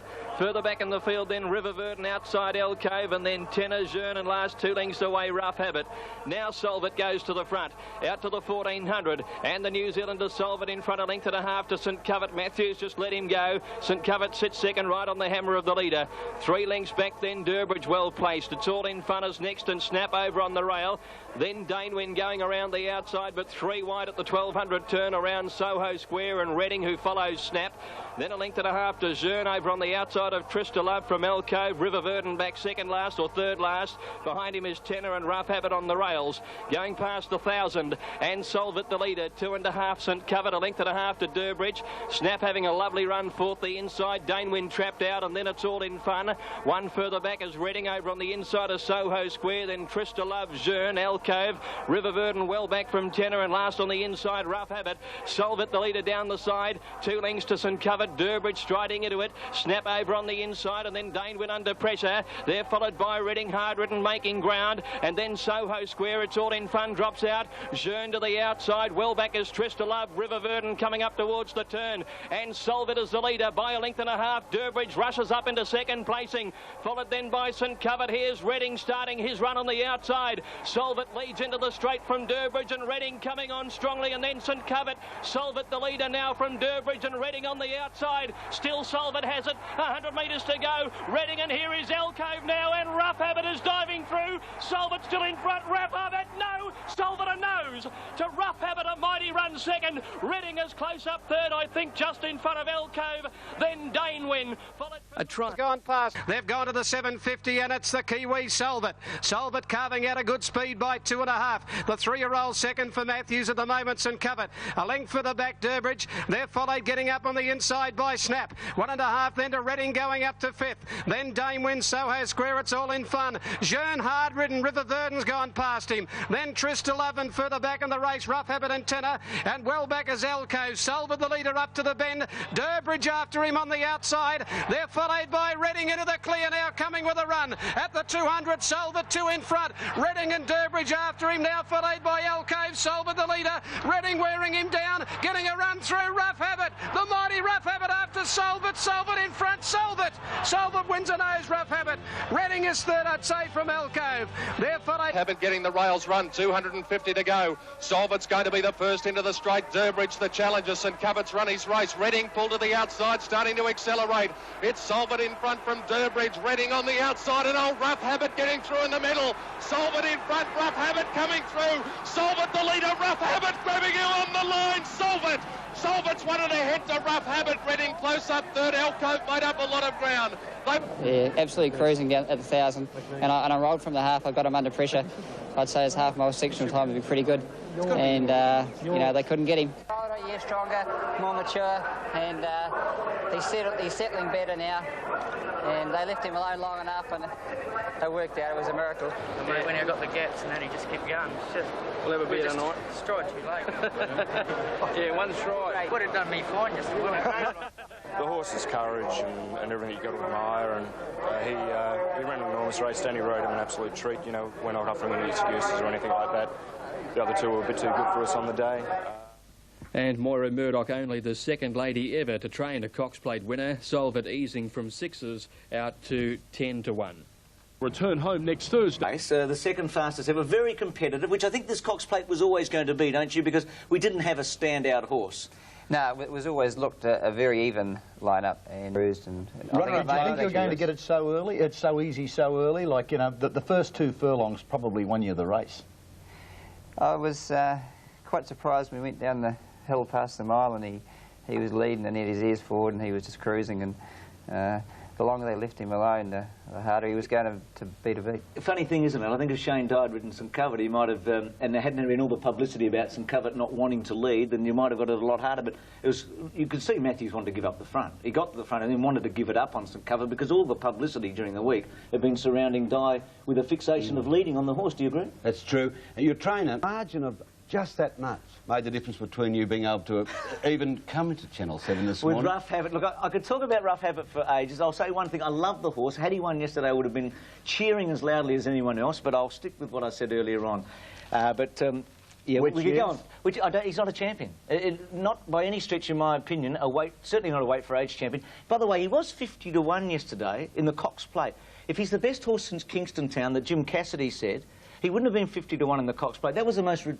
I wish Jim was here, because Jim went to Singapore yesterday. You're in up to your neck. Yes, you're in up to your neck. just don't go change under. the subject. David win by Solbert. He's going home, so's his rider David Walsh in an hour or so. But the horses to watch are Alcove, from a Melbourne Cup viewpoint.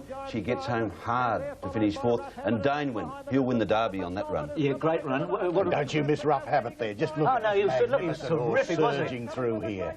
Great run. Solbert just hanging on. Reading didn't make the turn very well. He probably lost his winning chance on the turn. Well, the little things do come against you in a tight finish like that. And Keltreese was favourite. From Deer is the Mooney Valley Cup, formerly run as a handicap, but now run at special weights over 2,600 metres.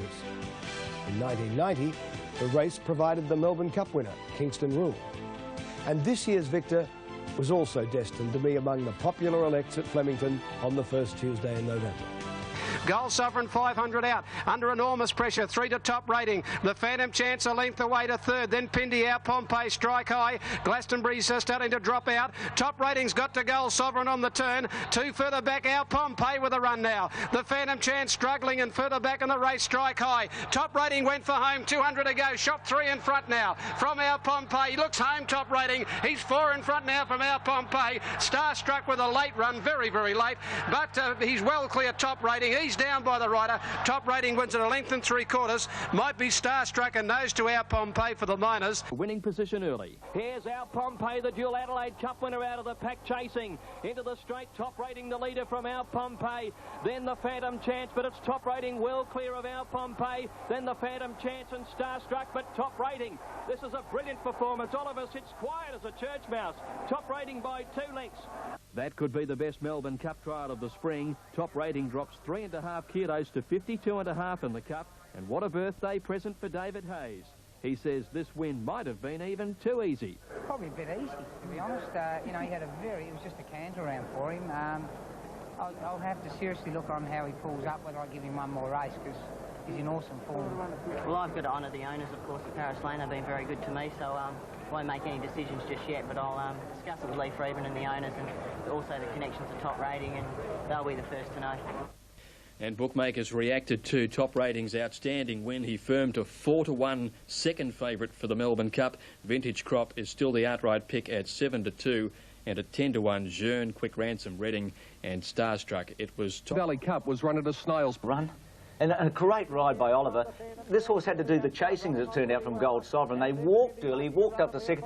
This is about the easiest win you'll ever see.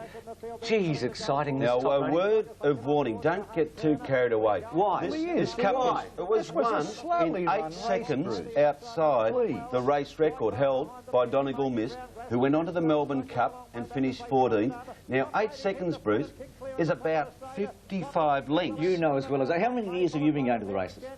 Oh, 3 or 4. OK. Well, when you've been going as long as I have, 10, you realise that times in these races have got nothing to do with it, mate. It's got to be Of course, they've got a lot to do with 50 it. lengths. 50 lengths. David, let's get an expert's opinion on this. Somebody that's been going, that's been on the race horse's back. Does time mean anything? Bruce has just made one of his more incredible statements that time doesn't mean anything. Could you enlighten us from the jockey's point? And David, don't be influenced by Max.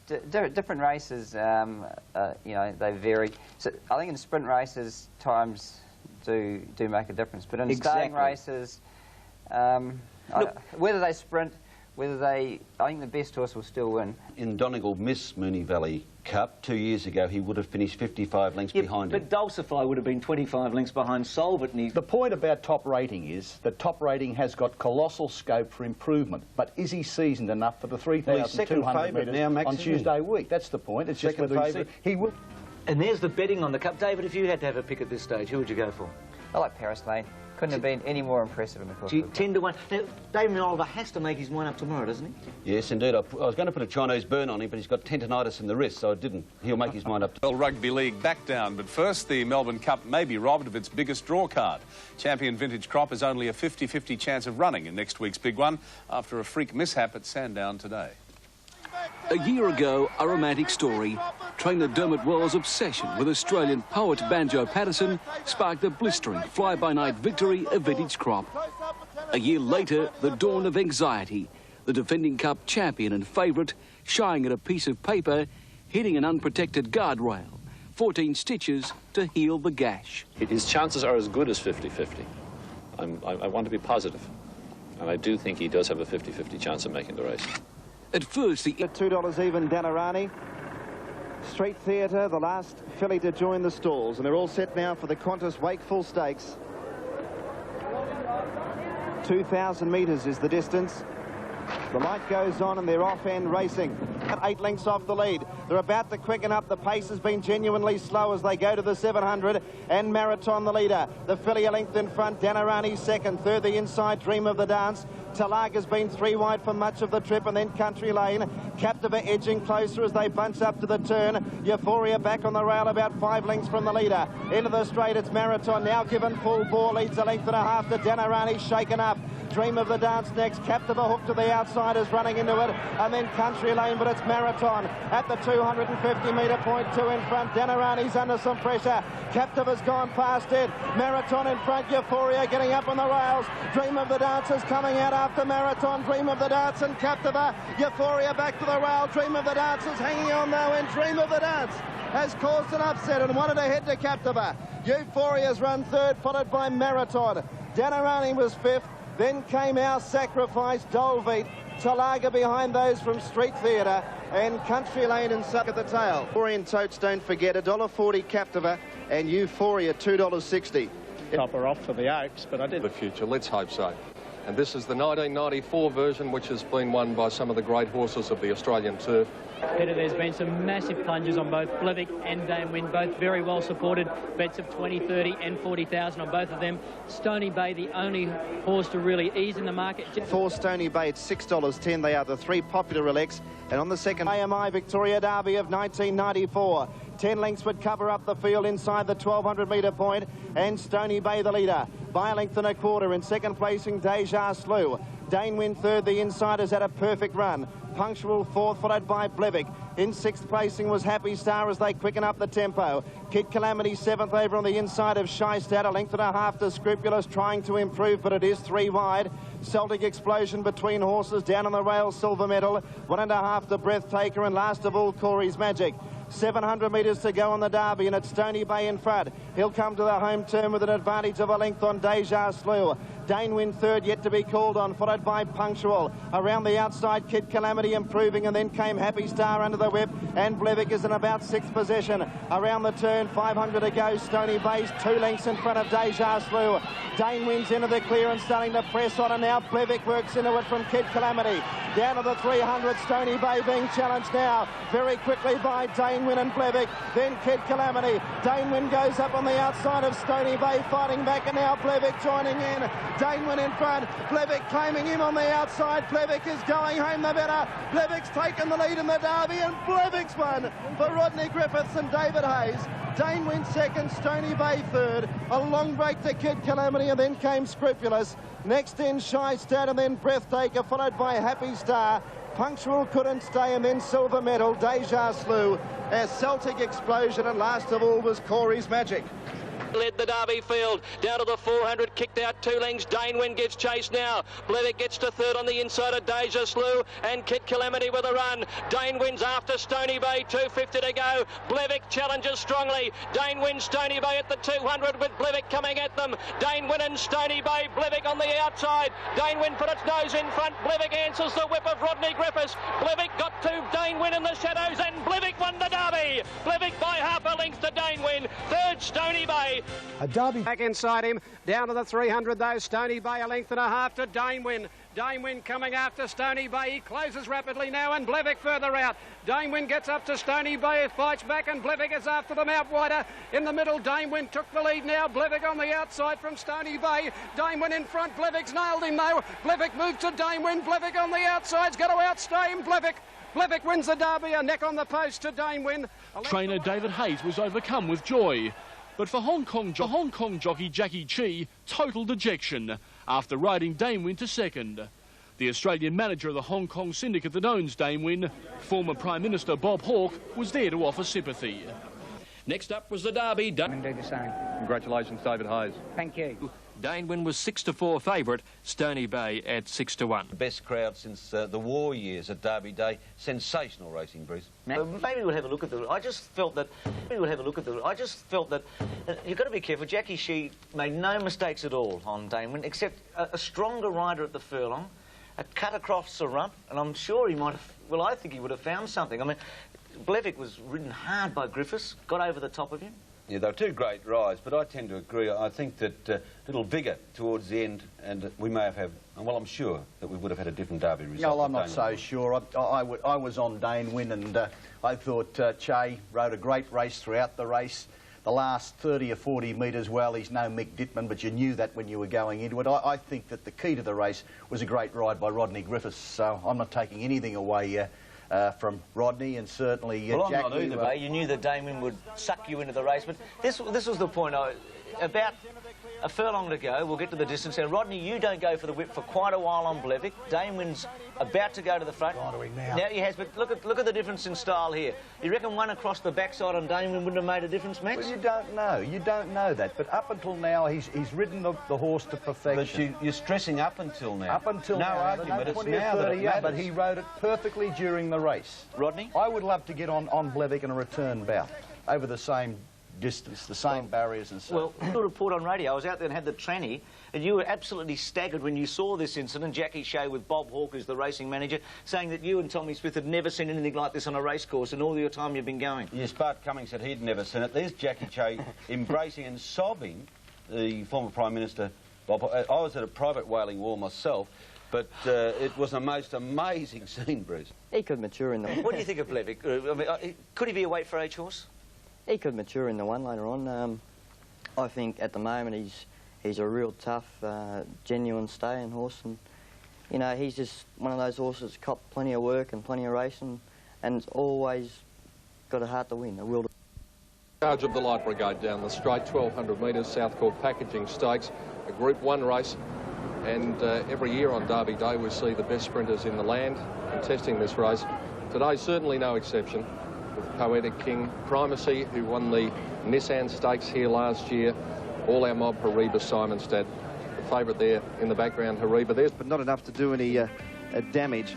Poetic King, $6.80, one of three well-fancied horses for this race. Haribo, $2.50, and the firm favourite, Bint Masqué, $7.40. Wasn't it a super run first up at Caulfield when she equalled the track record?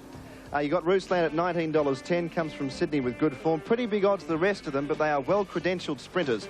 You remember 24. Gary Willits is in the box next to me. That's always got a chance. Right, that's on the flat side, on the inside of the track. Whereas coming down the grandstand side of the track, it's Bint Masqué in front of All Our Mob. Royal Discard is up running into third placing as they're about to go over the crossing, and Carptingly just behind those. Flat side probably just in front of the 700-metre point. Haribo's worked his way to the lead. Going up on the outside, you remember, just behind them over on the inside, Legal Age, and then Roanoke Boy. Primacy ridden along a little bit, and then came Poetic King, Alishan, Just Awesome next, and then Espinosa, Magic of Money, the heavyweight. Simonstad dropped out of it and let him ride, and down the grandstand side of the track, Bitmaske under pressure. Royal Discard went past it, and Roosland running into it, but Haribo gave them the slip on the flat side. Haribo the leader down the grandstand side, Royal Discard. Haribo in front of Royal Discard and Cartingly. Haribo clear, Royal Discard getting to second with Cartingly, but Haribo's won it. Cartingly might have grabbed second on the line from Royal Discard, and then came Roosland. Next in Magic of Money, followed by Poetic King and Primacy, Legal Agent. Roanoke Boy, Espinosa the heavyweight. Bitmaske was gone at the 600. Then came All Our Mob, followed in by You Remember, Simonstad, and towards the tail, Just Awesome and Let Him Ride. Super Horse, Just Awesome and Let Him Ride. Super Horse, unbeaten in 4 starts at Flemington. And just on the strength of this... Remember, Primacy under the whip, and then Poetic King as they came towards the 200-metre mark now. Out on the grandstand side, Royal Discard going to the lead, but it's Haribo. Haribo left them dazzling on the inside. He's broken 4 lengths in front. Haribo well clear. Royal Discard leads the grandstand, but it's Haribo and Royal Discard from Cartingly. Haribo's won it on the flat side. A brilliant performance. This was behind Poetic King. Haribo overcame a clear track bias which favoured horses on the outside rail, so there was enormous merit in this performance. He travelled terrific, Johnny. He bounced into the bit, travelled a little keener today than he did on the Rupert Steel, but mate, he's a champ. He's an exciting horse, isn't he? Very exciting. I mean, I didn't really touch him till inside the clock tower. I asked him to sort of hit a top gear today. I think he's better than this too, mate. He just ran away from him. What about... Haribo 5-4 favourite, unbeaten at Flemington, and ran very fast time relative to today's conditions. But gee, he's exciting, Haribo, isn't he? Oh, he's the best sprinter I've seen since Vane, Bruce. 4 Better times... than Placid Arc, Scalacci? Oh, easily so. Easily so? Yes, no doubt. He's had 4 trips to Flemington, 4 wins. God, you forget quickly. No, I don't. I've got a good memory. What about the Lightning Stakes, the Oakley Plate and the Newmarket? Aren't they and the Galaxy? Aren't they the 4 big races in Australia? Gentlemen, he is an outstanding horse. I don't think he's quite got there yet, but I think he's got the potential. Go on, Keith. This was the best sprint field lined up at Flemington in any race for ages. Now, he beats the inside horses, where it seemed to be a bit slower there. The outside brigade finished in the minor placings. He beat them by 4 lengths. Had he drawn the outside, he would have won by 8. Well, 5. It's very good. Rodney, I'll throw 3 in. Has been called into the gates for the Louis Vuitton McKinnon Stakes, race 6 on the card. They're filling up the gates pretty well. Last minute tote call from Dan Malicki. Rough Habit $5.30, Reading $4, Jeune $5.40. Paris Lane is the popular elect, and it is showing $3.80 for the win. Gary, what's your tip for the race? Oh, well, look, I like the look of Reading. I thought old Rough Habit looks great, but... First of all was Top Rating. They're inside the 1,000-metre point now, and Ballpark the leader. He's been in front from the start. 3/4 of a length to Irish Rod, and a half a length away Paris Lane third the inside. Now Tenor improving, going to 4th, followed by Reading. Rough Habit getting closer. He's 4 lengths off the lead, and then came Jeune the rail. Air Seattle, Excited Angel, and 2 lengths away, Top Rating last of all. They sweep into the turn, 550 metres to go. Ballpark is being joined by Irish Rort. Tenor goes up 3 wide. There's a run for Paris Lane down on the rail, and Oliver takes it.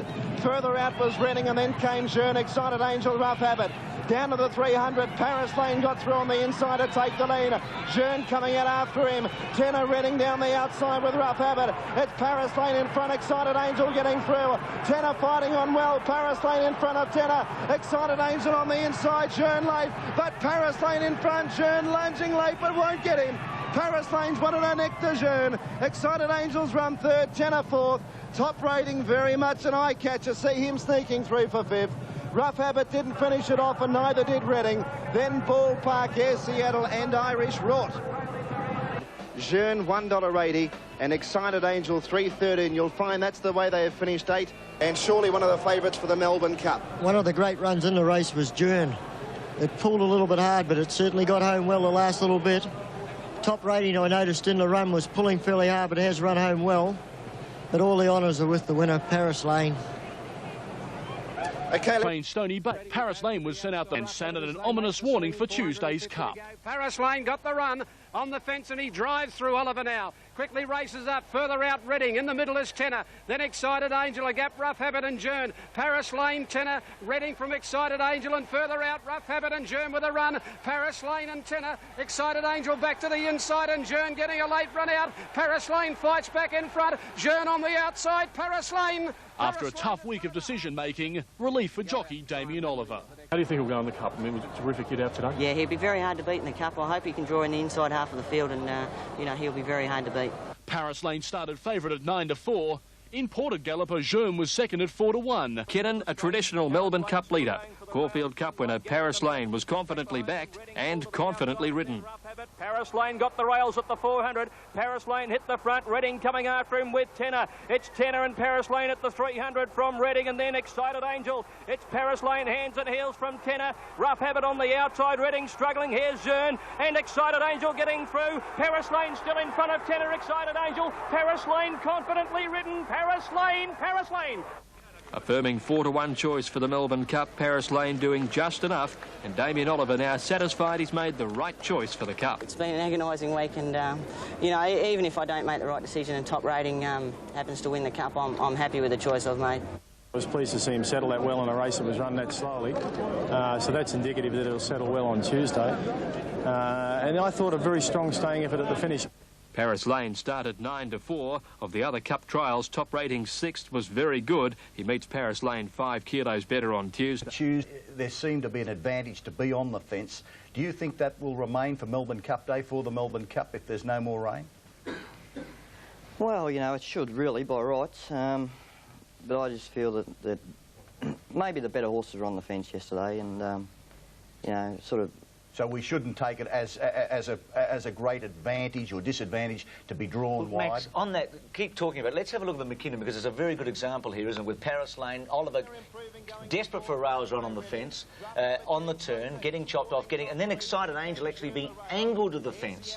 And I just wondered, had Jern or even Rough Habit, bless his heart, had got the same run on the rail, that might have been a different... Look at Oliver, he just wants the rail, and you'll see Excited Angel want it as well. And Reading and Tenor just getting stuck, basically, and Rough Habit getting stuck. This is the win that gives Paris Lane now the chance to do what Rising Fast and Let's Elope did, and that's win the Caulfield Cup, the McKinnon Stakes, and the Melbourne Cup. There's some great runs in this. Top rating was an eye-catcher. But, Bruce, the bottom line is that every runner in the McKinnon had its chance to beat Paris Lane, and none could. Not everyone. Not every runner. There was one that didn't. Never got into the race. Gentlemen, I'd like just to put to you, I know Greg Hall at Top Rating was giving Greg a little trouble, was hanging in, but do you think Greg was any more vigorous than Jackie Che in the Derby? No, he wasn't. He probably... Well, Galilean 60... Poor lead Damien Oliver, but he's come out and proven that he can go one better. After the race, he'll be joining us later too, said, what more can you ask of a horse? The Caulfield Cup, the McKinnon, he's done it all. He has. Jern, I thought, was a good run. Do you think Jern could win a Melbourne Cup? No, no. No hope? No hope. won't stay 2 mile. That's why you're not riding him? That's correct, yeah. Okay, good. Gee, are we... Will Top Rating stay 2 miles in this company, Rod? I think so, yeah. Yeah. Well... They're all set. Off and racing, Glass. Bar High well back into the field as they come to the turn with London Bridge. 550 metres to go, and they bunch right up. Gossips is making a long sustained run around the outside with Booked as they go up to challenge the leaders. Coachwood has got through to take the lead from Mistral Dream immediately under pressure. Penny works into the race, and so too does Gossips. Now Tristalove is running on, followed by Here That Balance, Starstruck. Down to the 300, Penny in front of Coachwood, and then came Gossips. Starstruck, Here That Balance down the outside. Tristalove packs Matt Will. Penny in front, Starstruck is starting to reel it in. Coachwood on the inside, and Tristalove late from Gossips. Starstruck going to Penny and Coachwood. Starstruck and Penny. Starstruck with their head in front, and Starstruck's won it. Starstruck has beaten Penny. A great go for third between Here That Vale, who had no luck in the straight. Gee, it was most unlucky. It's in a photo for third, though, with Coachwood and Major Decision. Gossips next, and then Pax Matt Will. They were followed home by Bar High. Further back then to Glastonbury, London Bridge, Mistral Dream, Edaglawawe, Tristalove, Booked. Then came Successful Bid, Rentino, and Gold Sovereign weakened out of it to run last. 2:35.7 the time, and you'll find Starstruck has just done enough to win. Approximately $3.90 and $1.70. She was up in the first 8 or so. Gee, she can stay. White cap on the rails is Coachwood. The grey is Pindy. Starstruck is outside it, and watch those two horses. They bumped a couple of times. Starstruck's laid in on top of Pindy here. And have a look at Coachwood just get impeded by Room. He had to turn its head sideways. They definitely came together. And it will be interesting to see if we hear more. You can see Coachwood. Remember I said turn his head sideways? Well, he's been cut off by Pindy, who in turn has been taken in by Starstruck. That is very interesting. And we could well hear more after that. But they see that's Pindy's jockey on the scales there. Alfie Matthews.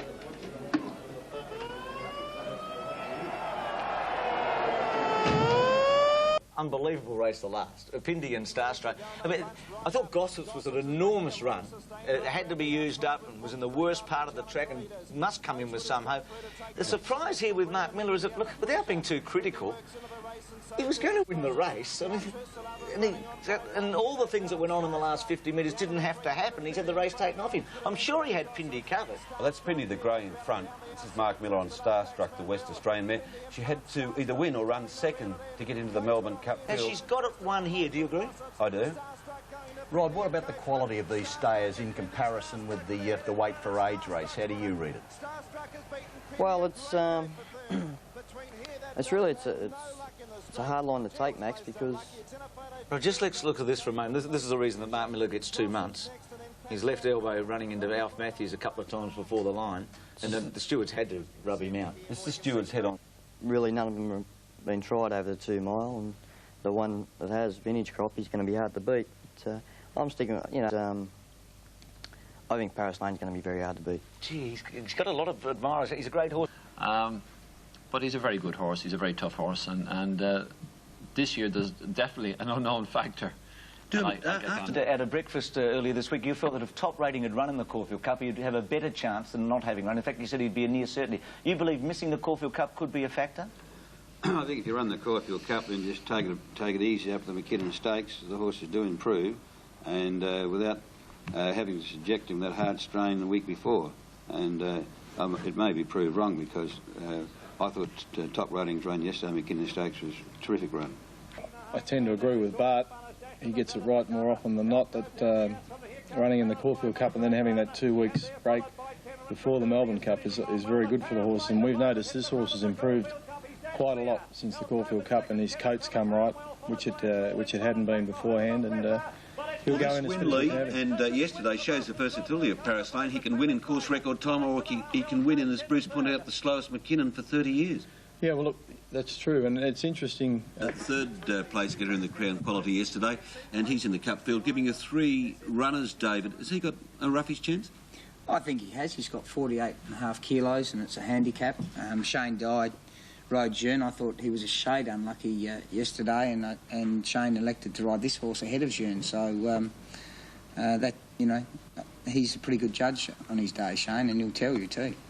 David, just trying to that the class of horse in that event, Coachwood's race, is as good as the McKinnon horses, your own Top Rating, and no, I prefer the McKinnon form personally. I think they're the best horses, and but they're weighted like good horses too. Top Rating's in well though. Can we mention Alcove? It hasn't been mentioned. I think we should, because she's got a very good chance, Alcove. Could we run through about Alcove's chances? Excellent, good chance. The danger. Yeah, I'd say it's one of the biggest dangers to us. Dermot, you've seen week. You were at the Cox Plate, I believe, and certainly, who are the best horses, do you think, to beat for Vintage Crop to beat? I thought last week had to be Alcove and Top Rating, but I think Paris Lane is the horse I've got to beat. I want to ask you... Top Rating and Paris Lane are the equal favourites. It's David Hayes and Lee Friedman, and Vintage Crop is the 3rd favourite on the 2nd line. So we've got the men in here, and Bart's got the 6th favourite with Gossips, with Quick Ransom and Alcove in between them. Mine's Vintage Crop. I'm stuck with Vintage Crop all along. I'm sorry about the setback that Dermot's had, but I'm staying with Vintage Crop. Quick Ransom for a Northern Hemisphere. Lane on top to beat Alcove and Top Rating, and the tip. Got the weight. He's had a terrific run on Saturday. Great run in there. And I think Alcove and Starstruck are the danger. Sorry, Lee, and sorry, Bart, and sorry, Dermot. But at Sandhurst, anticlimactically, the word came. I'm pleased with the horse. My plan is to run him. But trainer Dermot Weld had more on his mind. That track at Flemington. Would it be softened by rain or a VRC water cart? If they don't, it's a possibility that neither horse will run. It might have been coincidental, but the cart was out on the track within the hour. And then she went to Clawville and never had much luck. Her run last week at Mooney Valley, she got held up a little and run well. But she's a wet tracker. When the rain come today, here we are. Well, does that indicate that the cut is out of the ground now, do you think? Nothing surer, nothing surer. Just worried me. Alcove, Sun's got Alcove in the next race. Everyone knew it was going to rain. They watered the track this morning. Australia's had the best racing in the world, and now we got the overseas people coming out to run racing.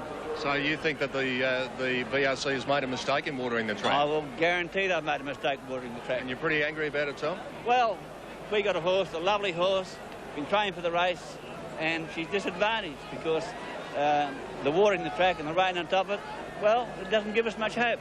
All right, Tommy. Well, Tommy Hughes going to the winner's stall now, but you can see that the veteran Flemington trainer is none too happy, despite the fact that he's won the Great Western. Will be a vital ingredient in it. We just might see, Michael, just the state of the track, how is it now? For me, nice. Yeah, well, there's a bit of confidence for you. Nice for him on Vintage Crop. Damien Oliver, what's the track like now, mate? Dead. Back to dead. So it is getting more and more affected as we go on. And Johnny Letts is here. River Verdun, $48.30 for the win. Jeune, $20.20. Our Pompeii, $20.60. Air Seattle, $46.60. Paris Lane, $7. Here That Bell, $17.80. Quick Ransom at $8.20. Number 9 Impala, $47.60. 10 top rating at $9.20. Double Take, $82. Glastonbury, $52. Gossips, $17.40. Alcove, $8.50. $152. Clifton Gale, $9.30.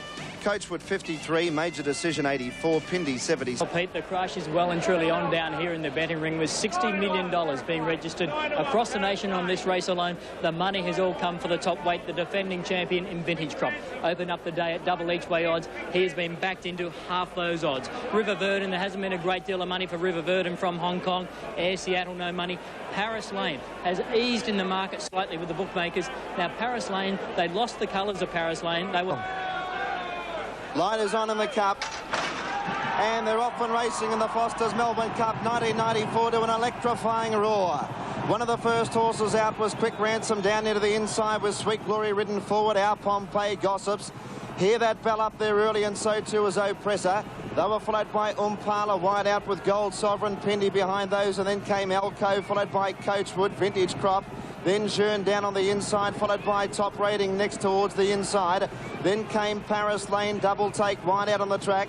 Toll Bell behind it, and they were followed by well back in the field when they settled Major Decision. Glastonbury goes back to second last, and Clifton Gale was last. Inside the 1900 metres point, and Gold Sovereign the leader. The outside is about 2 lengths in front. Second was Alcove, Oppressor third, Sweet Glory fourth. A half length away, Toll Bell fifth, and then came River Verdun racing in between Quick Ransom and Double Take 3 wide. Followed by Our Pompeii, who's also 3 deep on the outside of the Grey Pindi, and Gossips on the rail. Then came Jeune, Coachwood 3 deep, Grass Valley the fence. Followed by Hear That Bell and Vintage Crop. Air Seattle next, followed by Top Rating and Starstruck together from Paris Lane. Umpala down on the rail, and then Major Decision, Glastonbury and Clifton Gale last of all in the field of 24 as they go to the 1400 metre point. Gold Sovereign in front, leads by 2 lengths now. Oppressor in second placing. Toll Bell edging closer third. Alcove has had a beautiful position fourth. Around the outside was Double Take, and then River Verdun. Sweet Glory next. Gossips has been ridden a treat by Darren Beedman. Then came Top Rating. Jeune was next. Quick Ransom behind them from Hear That Bell. Vintage Crop around the outside, followed by Starstruck as they start to bunch up. Umpala, Air Seattle back behind those. Clifton Gale still back of the tail with Major Decision and Glastonbury. Bunching right up with about 800 metres left to go in the Melbourne Cup. Toll Bell went up on the outside of Gold Sovereign to take the lead. Double Take was third around the outside, making up good ground. River Verdun, Air Seattle runs into it. Major Decision around the outside, followed by Jeune. Coachwood's in need of a run as Gold Sovereign drops out of it. Oppressor just behind them. Paris Lane, Glastonbury taken to the outside. Around the turn, many chances in the Foster's Melbourne Cup, and Oppressor is going to lead into the straight. Oppressor from Double Take. Jeune has got a dream run through in the middle. Hear That Bell running on, and here's Paris Lane and Impala. Alcove comes into it, down to the 300. Jeune skipped a length and a half in front of Paris Lane. Impala battling on, and then came Alcove. Jeune 2.5 in front. Umpala running on hard the outside. Jeune's in front though, they're not going to get to him, and Jeune has won the Melbourne Cup. Jeune a length and a half, and how easy for him.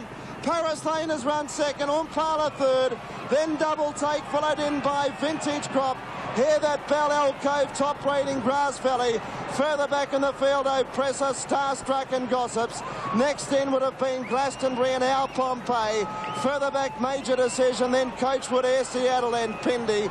Toll Bell, Sweet Glory, Quick Ransom. Run and River Burden coming too. Back behind those horses, Jearn and Hear That Bell. Paris Lane staking a claim wide out around the home turn. Glastonbury very deep. When they enter the straight, Quick Ransom had got shuffled out. Cleveland Gale as well back. Vintage Cropper starting his run. Round the turn, Oppressor the leader. Coming after it, Double Take, Jearn near the inside. Wide out Alcove, and here comes Paris Lane. Paris Lane with his runners starting to mow them down, and so is Umpala. Umpala with a run, but Jearn hit the front. Jearn out by 2 lengths to Paris Lane. Alcove, Double Take, Umpala. Jearn the leader though. Jearn in front of Paris Lane. He's got a 2-length break. Umpala the outside. It's Jearn still in front. He's 2 lengths clear. He's holding them, and Jearn's going to win the Melbourne Cup by 2 lengths to Paris Lane. Umpala a half ahead away third. Then Double Take, Alcove followed by Hear That Bell. River Burden, Vintage Crop and Paris Lane. Paris Lane, look at him come down the outside with a withering run.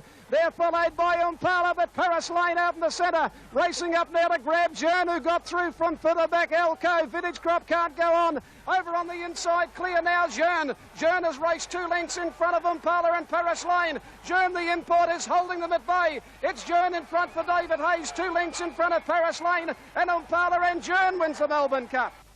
This was the moment. Well, Dan, we spoke this morning about how David Hayes put the blinkers on Jearn. He wasn't satisfied with the way the horse ran in the Cox Plate. The horse over-raced. He took the blinkers off and just left the pacifiers on him today. And if ever a guy deserved to win a race like this, it's Wayne Harris. He's had everything, this boy. He's had a brain tumour. Everything's gone wrong for him, but today he's had his moment of glory. And it's so... Wayne Harris has overcome adversity both on and off the track. As an apprentice, he won a golden slipper, but has tasted the downside since. He fought and won a battle against a brain tumour, and it was this day 12 months ago he was in hospital recovering from a finger amputation. He picked up the Jearn mount only after Shane Dye opted for a stablemate on Saturday. David Hayes, your first Melbourne Cup victory. Congratulations. It's just fantastic. Great ride by Harris, and the horse hit form at the right time, and he exploded. He relished in the ground, so it was a great bonus after his failure in the Cox Plate. Did you have mixed emotions before the race when the rain came? You know, it probably put a question mark over top rating. I was very concerned. It was against top rating, but in Jearn's favour, so it's lucky when you've got a few runners. As the Melbourne Cup winner returns. And will only be going to Japan if something goes amiss with Reading and Rough Habit. If not, it's the Paddock, and then the Tancred Stakes and the Australian Cup in the autumn. Jearn back from 20s into 16 to 1. Paris Lane at 8s. Umpala at 50 to 1. Darren Beedman collapsed exhausted after his ride on Gossips. Vintage Crop ran a mighty race in 7th place. The official last was Gold Sovereign. Yeah, I had a good run. I followed Jearn and straight. The key to Jearn, David and Wayne, was going to be whether or not he would settle down early. Yeah, you know, the worry was the 2 mile and whether he would settle, but it looked like that he could have been over racing a bit, but I think the horses in front of me were sort of kept coming back on me. I had to keep sort of dragging him back off them, but really he settled quite well. I've left the pacifiers on the horse and they did the trick. It made him very genuine, and he was quite brilliant actually the way he accelerated. You know, I was pretty lucky. A couple of horses took me into the race when I needed to, and I could hear a voice behind me telling me in no uncertain manner where I should be going and what I should be doing, and I didn't really know it was Alf until we come back, and after the last race I was waiting for someone to abuse me, and Alf came up and said that was me. And of course one of the keys to the race was just before the turn and on the turn, because Jearn went from probably 10th position with a wall of horses. He got a wonderful run through, and the horse was brave enough to take the run, and I thought his acceleration at the furlong and a half was really exciting. Oh, it was terrific, really. Like, there's a few horses there that looked like they're going to start dropping back, and I think a few of the jockeys sort of panicked a bit and tried to get around them, and I was pretty lucky that I weaved my way through them, and it's history. This is now. where the horse showed his guts and determination. Wider on the track, you've got Paris Lane and Vintage Crop having their bumping duel. That distracted many. Both were favoured runners, and in that time Jearn slipped through and put the cup in the bag. David, your feelings here, you got 4 runners. Top rating was the fancied one. Jearn sprinted away 2 lengths in front. Yes, I was, of course, all attention on the leader at this stage, but I've got to be honest, for most of the race I was watching top rating my father's horse, and he just didn't accelerate on the ground, and the other two didn't have the best of runs. Carson in this article that Alf is 4 wide. No wonder the punters want to rip the stand down.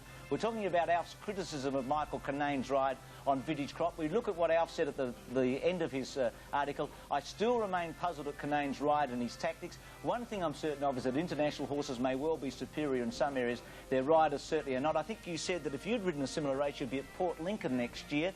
Let's look at the Stewart's film for a little bit of it. He's in the land of no one, you know. We're well aware of the fact that he hadn't spent a lot of time in Australia, and how much of it he wanted to see, you know, remains to be seen. But there was obviously no race plan, there was no purpose in his ride, and clearly there was just... Well, you're saying it was an awful ride. Alf, the horse had a setback. Kinane told me he was out there because the horse wasn't going well enough. Do you place any relevance in that? Well, no, I don't, because of the simple fact that the horse still performed probably as well as it did last year. It was a super run. Oh, it's incredible. Look, it's carried 6.5 kilos. It's never been near the fence at all. And it still had the decency to run on. Like, oh, what a heart. Pointed out a small but very select field, Gary. Well, it's some brilliant, probably the best 3 or 4 particularly sprinters in Australia. Got an auntie named Mary because you come up extraordinary short.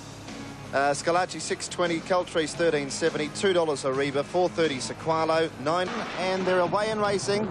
Al-Anon jumped well over on the inside. Now Scalacci and Caltrice are going to go straight to the outside rail. This is very interesting now. Scalacci and Caltrice have made a V-line straight to the outside.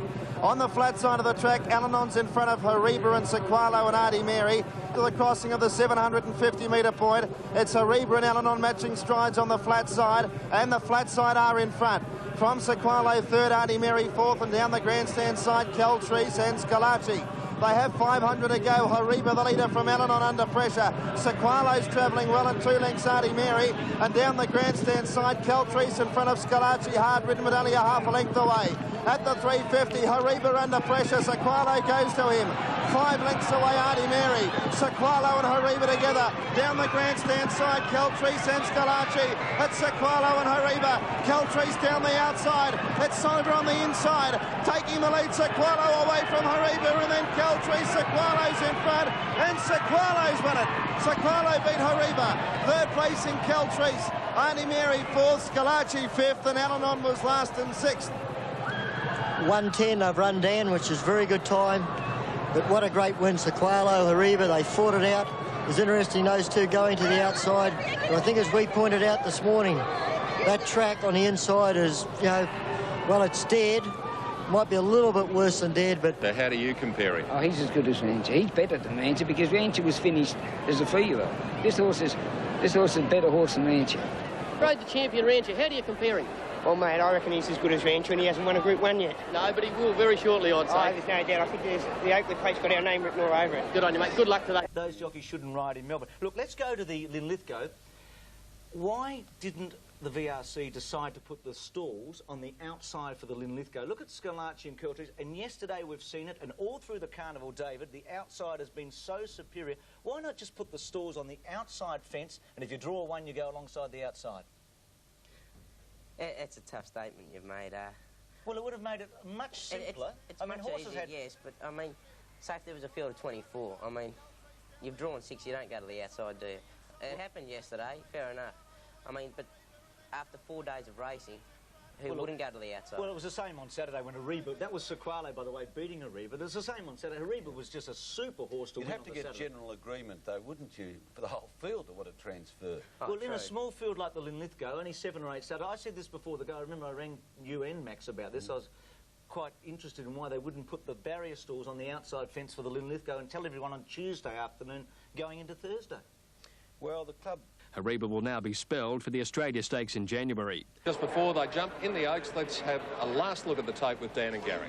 Northwood Plume 470, Euphoria 740, Captive of 510, Wild Thunder 1290. Vachette number 9 is at around the $15 mark. And given some sort of a chance, Ladybird Blue 1320. First of all, at the 800-metre point, the long shot in front, Eloquent Whisper leads about 3 lengths now to Vachette. Then Preview in third place in Euphoria taking off with Dream of the Dance, and now the runs are coming. followed by Northwood Plume, Preview, Captiva and Dolbeat to the outside. 500 metres to go. It's Eloquent Whisper in front of Bichette. Northwood Plume runs into it with Euphoria and also Captiva on the outside. 400 to go and Northwood Plume took the lead. Euphoria out after it, then Wild Thunder, Captiva down the outside. Inside the 300, Northwood Plume kicked away. Euphoria can't go on. Wild Thunder, Captiva battling on. Northwood Plume in front for Damien Oliver. She's 2 lengths clear of Wild Thunder. Then came Captiva. Northwood Plume in front. Wild Thunder, they won't get to her. And Northwood Plume, a very pretty ride, Damien Oliver, and a very classy filly.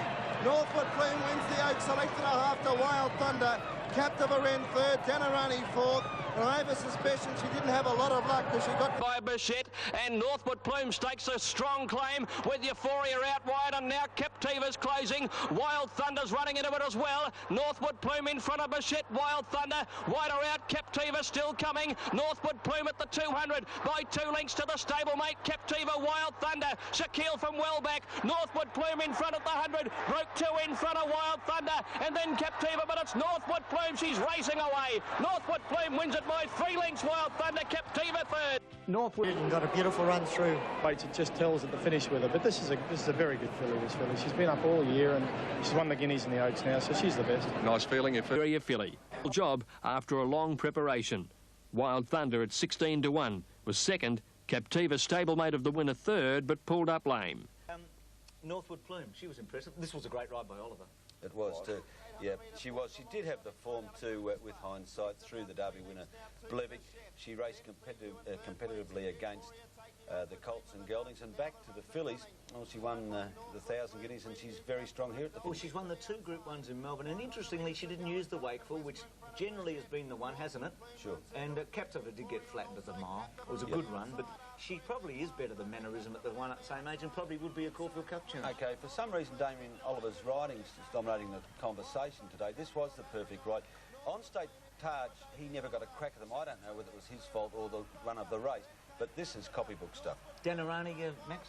Oh, Danarani's trained off his shade, struck a bit of trouble in the Oaks, and will do better. Will be a worthy rival, I feel, for Northwood Plume in the autumn. But just back to Damien Oliver. That's why Damien Oliver is the best jockey in Australia, Northwood Plume. He didn't ride the other horse. Finely tuned, that's for sure, from the Hayes Camp. Exclusive Halo, that's for sure, from the Hayes Camp. Exclusive Halo, $1.60 for the win.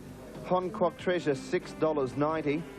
Down to Principality, $9.60. Ventilago, no. Halo together. Exclusive Halo goes to a narrow lead. In third placing, Principality, and they were followed by Morluskin battling on fairly well. Principality putting some pressure on Exclusive Halo as they run down towards the 300. Exclusive Halo finding something. It's a length in front. Principality trying to come at it, and they were followed by Morluskin back to the rail. Exclusive Halo just in front. Principality trying hard. Exclusive Halo's lengthening. No, it's a length and a half in front. And Exclusive Halo's going to be too good for Principality and Morluskin. And Exclusive Halo makes it 3 out of 3, wins a length and a quarter. Principality second, Morluskin's run third. My Ruler ran fourth, and quite an eye-catcher. Hong Kong Treasure. The 3 runs, won the 3 of them. Principality, I think he'll go on and improve. He ran a very good race. He was sort of... Remus has very... He ran a very good race. He was sort of... Remus has very prominent dark blue and pink hoops and a pink cap, so he shouldn't be too difficult to pick up. Is out. Saracen in front. Will turn 2 lengths clear of Bon Pressure. Third placing our Stargate. Deremus goes past it and then bent on winning. Further out on the track, Indy Raj from Sports Beat. 400 metres to go, and Deremus has loomed up on the outside of Saracen. Then our Stargate, Bon Pressure battling on, and they were followed by Indy Raj and Cedo Bridge running a race. Deremus under pressure at the 200. Cedo Bridge is coming at it. Then Indy Raj and Bon Pressure. Cedo Bridge goes to Deremus. Deremus and Cedo Bridge. Deremus is finding something like a good horse, and he'll get home. Deremus a half a length to Cedo Bridge and 3 away Indy Raj. Then came Sports Beat. They were followed in by Backslapper Twino. But gee, he's just riding so well. Just can't seem to do anything wrong. $1.50 and $1.20 approximately for... Thing that possibly could go wrong did go wrong, and he still won. Yeah, he didn't have much luck on the run, did he? I mean, that often happens in those small fields when you draw wide. He got padded 3 deep the whole trip, and then got attacked on the corner by something, trying to push out and give him a severe buffeting, and then he's had to fight back and win. It was a very good effort, yeah. Good trainer? let's go to this race. Doremus, he hits the front too soon. He's covered a heap of ground. He wins the race and everyone reckons he's a genius. Well, it's not the ride of a genius at all. But I tell you what... Had it got beaten, you'd say it was a very poor ride, wouldn't you? Yeah, it wasn't a good ride at all. But it's a super horse, Doremus. A super horse? It's a very good horse. No, I won't tell you a secret. I don't want you to know that Lee Friedman thinks it's the best horse in the stable. So I won't tell you. Better than Terrace Lane and Mahogany. Can we look at the facts here now? Potential, Bruce, potential. That beats Cedo Bridge. 2 starts back, Cedo Bridge was beaten in a Group 6 at Geelong. On the face value, you could only say Doremus is an up-and-coming horse, but Doremus has got something special, and I do think he's a horse of... You're right, Max. To be honest... He's a very... Jump away. We'll see what the tape punters have made of it. Dan Malicki, take us through.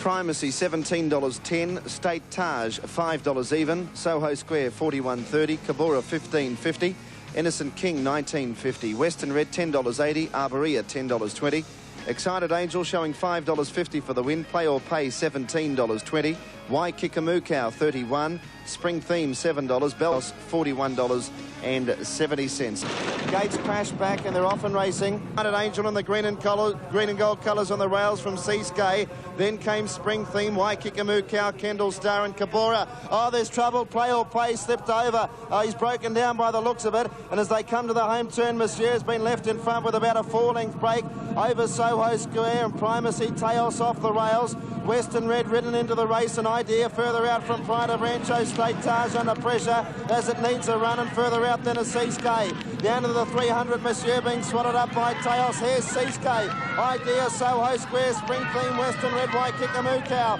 Seascape took the lead. Idea fighting back on its inside, then Western Red. Spring Theme at Seascape, an idea from Western Red. Seascape in front of Idea. Seascape's got a half-a-length break and Seascape will win. Seascape is going to beat Idea about a half head on the post. Third placing Western Red, then came Arborea who charged home. Next in Spring Theme, State Taj and Pride of Rancho, Innocent King. Followed in by Waikikamukow. Next home Taos, Excited Angel, Soho Square, Kendall Star, Primacy Monsieur. And Play or Pay broke. Badly injured, spent about 9 months or so out of the saddle. Had a horrific injury or fall at Mooney Valley at trials. I remember they featured a story on it, much of a crack. Back behind those horses, Idea. Waikikamukow is very wide out with its run, and Seascape coming with it. Monsieur at the 300 in front of Taos. Primacy getting through. Wide out, here's Idea and Seascape. Seascape burst to the front, 250 to go. Here's Spring Theme out of the pack, and Idea battling strongly. Seascape in front of Idea. Western Red with a run and Spring Theme. Seascape and Idea at the 100. Seascape by a neck from Idea. Seascape going too well, holding on. And will it win? Yes, Seascape from Idea. Seascape had been one of New Zealand's leading 2-year-olds the previous season, but hadn't done a lot since being transferred to David Hayes. As his 66 to... Taggart coming home at 50 to 1 on Seascape. He's our special guest this morning. David, congratulations. Thanks, Bruce. What a tremendous run you've had. And Keith Hillier and Max Frizzle, great to see both of you. Keith, David's comeback after a dreadful accident at the trials at Mooney Valley has been one of the great stories of this spring carnival. It sure has, Bruce. I think it was mid-January that David had an horrendous fall at Mooney Valley when a horse turned back at a trial. David was slammed into a brick wall, and if we listed David's injuries, we'd be here till next week. 9 days of racing. David Hayes captured the plum on 3 occasions. Yeah, 3 Group 1s. He really has had a terrific week. Let's look at the Nissan and tell us about this win of Seascape. I guess there were a couple of... unfortunately, poor Play or Pay broke down and has been destroyed. Monsieur leading, Seascape coming with a run. Arborea did get absolutely flattened at the 300, and State Taj never really got out, did he? Right on both occasions. Arborea almost fell. Damien Oliver after the race apologised. He said, I slaughtered State Taj, but don't think it was his fault, really. Keith, I guess the key here... fault was it, Keith? Well, he just couldn't get a crack at them. Well, he's blaming himself. The owner wouldn't accept Damien's apology. Well, we should have a look here too. The owner blaming Damien? Max, do you mind me interrupting for a moment? There was a protest here. Seascape running in on Idea, and the eloquent Alf Matthews, who'll be along a little later, got into there with David Taggart. And you kept this protest, David. You must be the only bloke that's ever beaten Alfie in the steward's room. Yeah, he sounds like Gold Belly, doesn't he? But, tell us about it. You did drift in.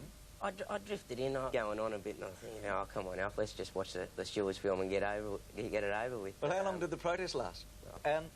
Brian Martin, who I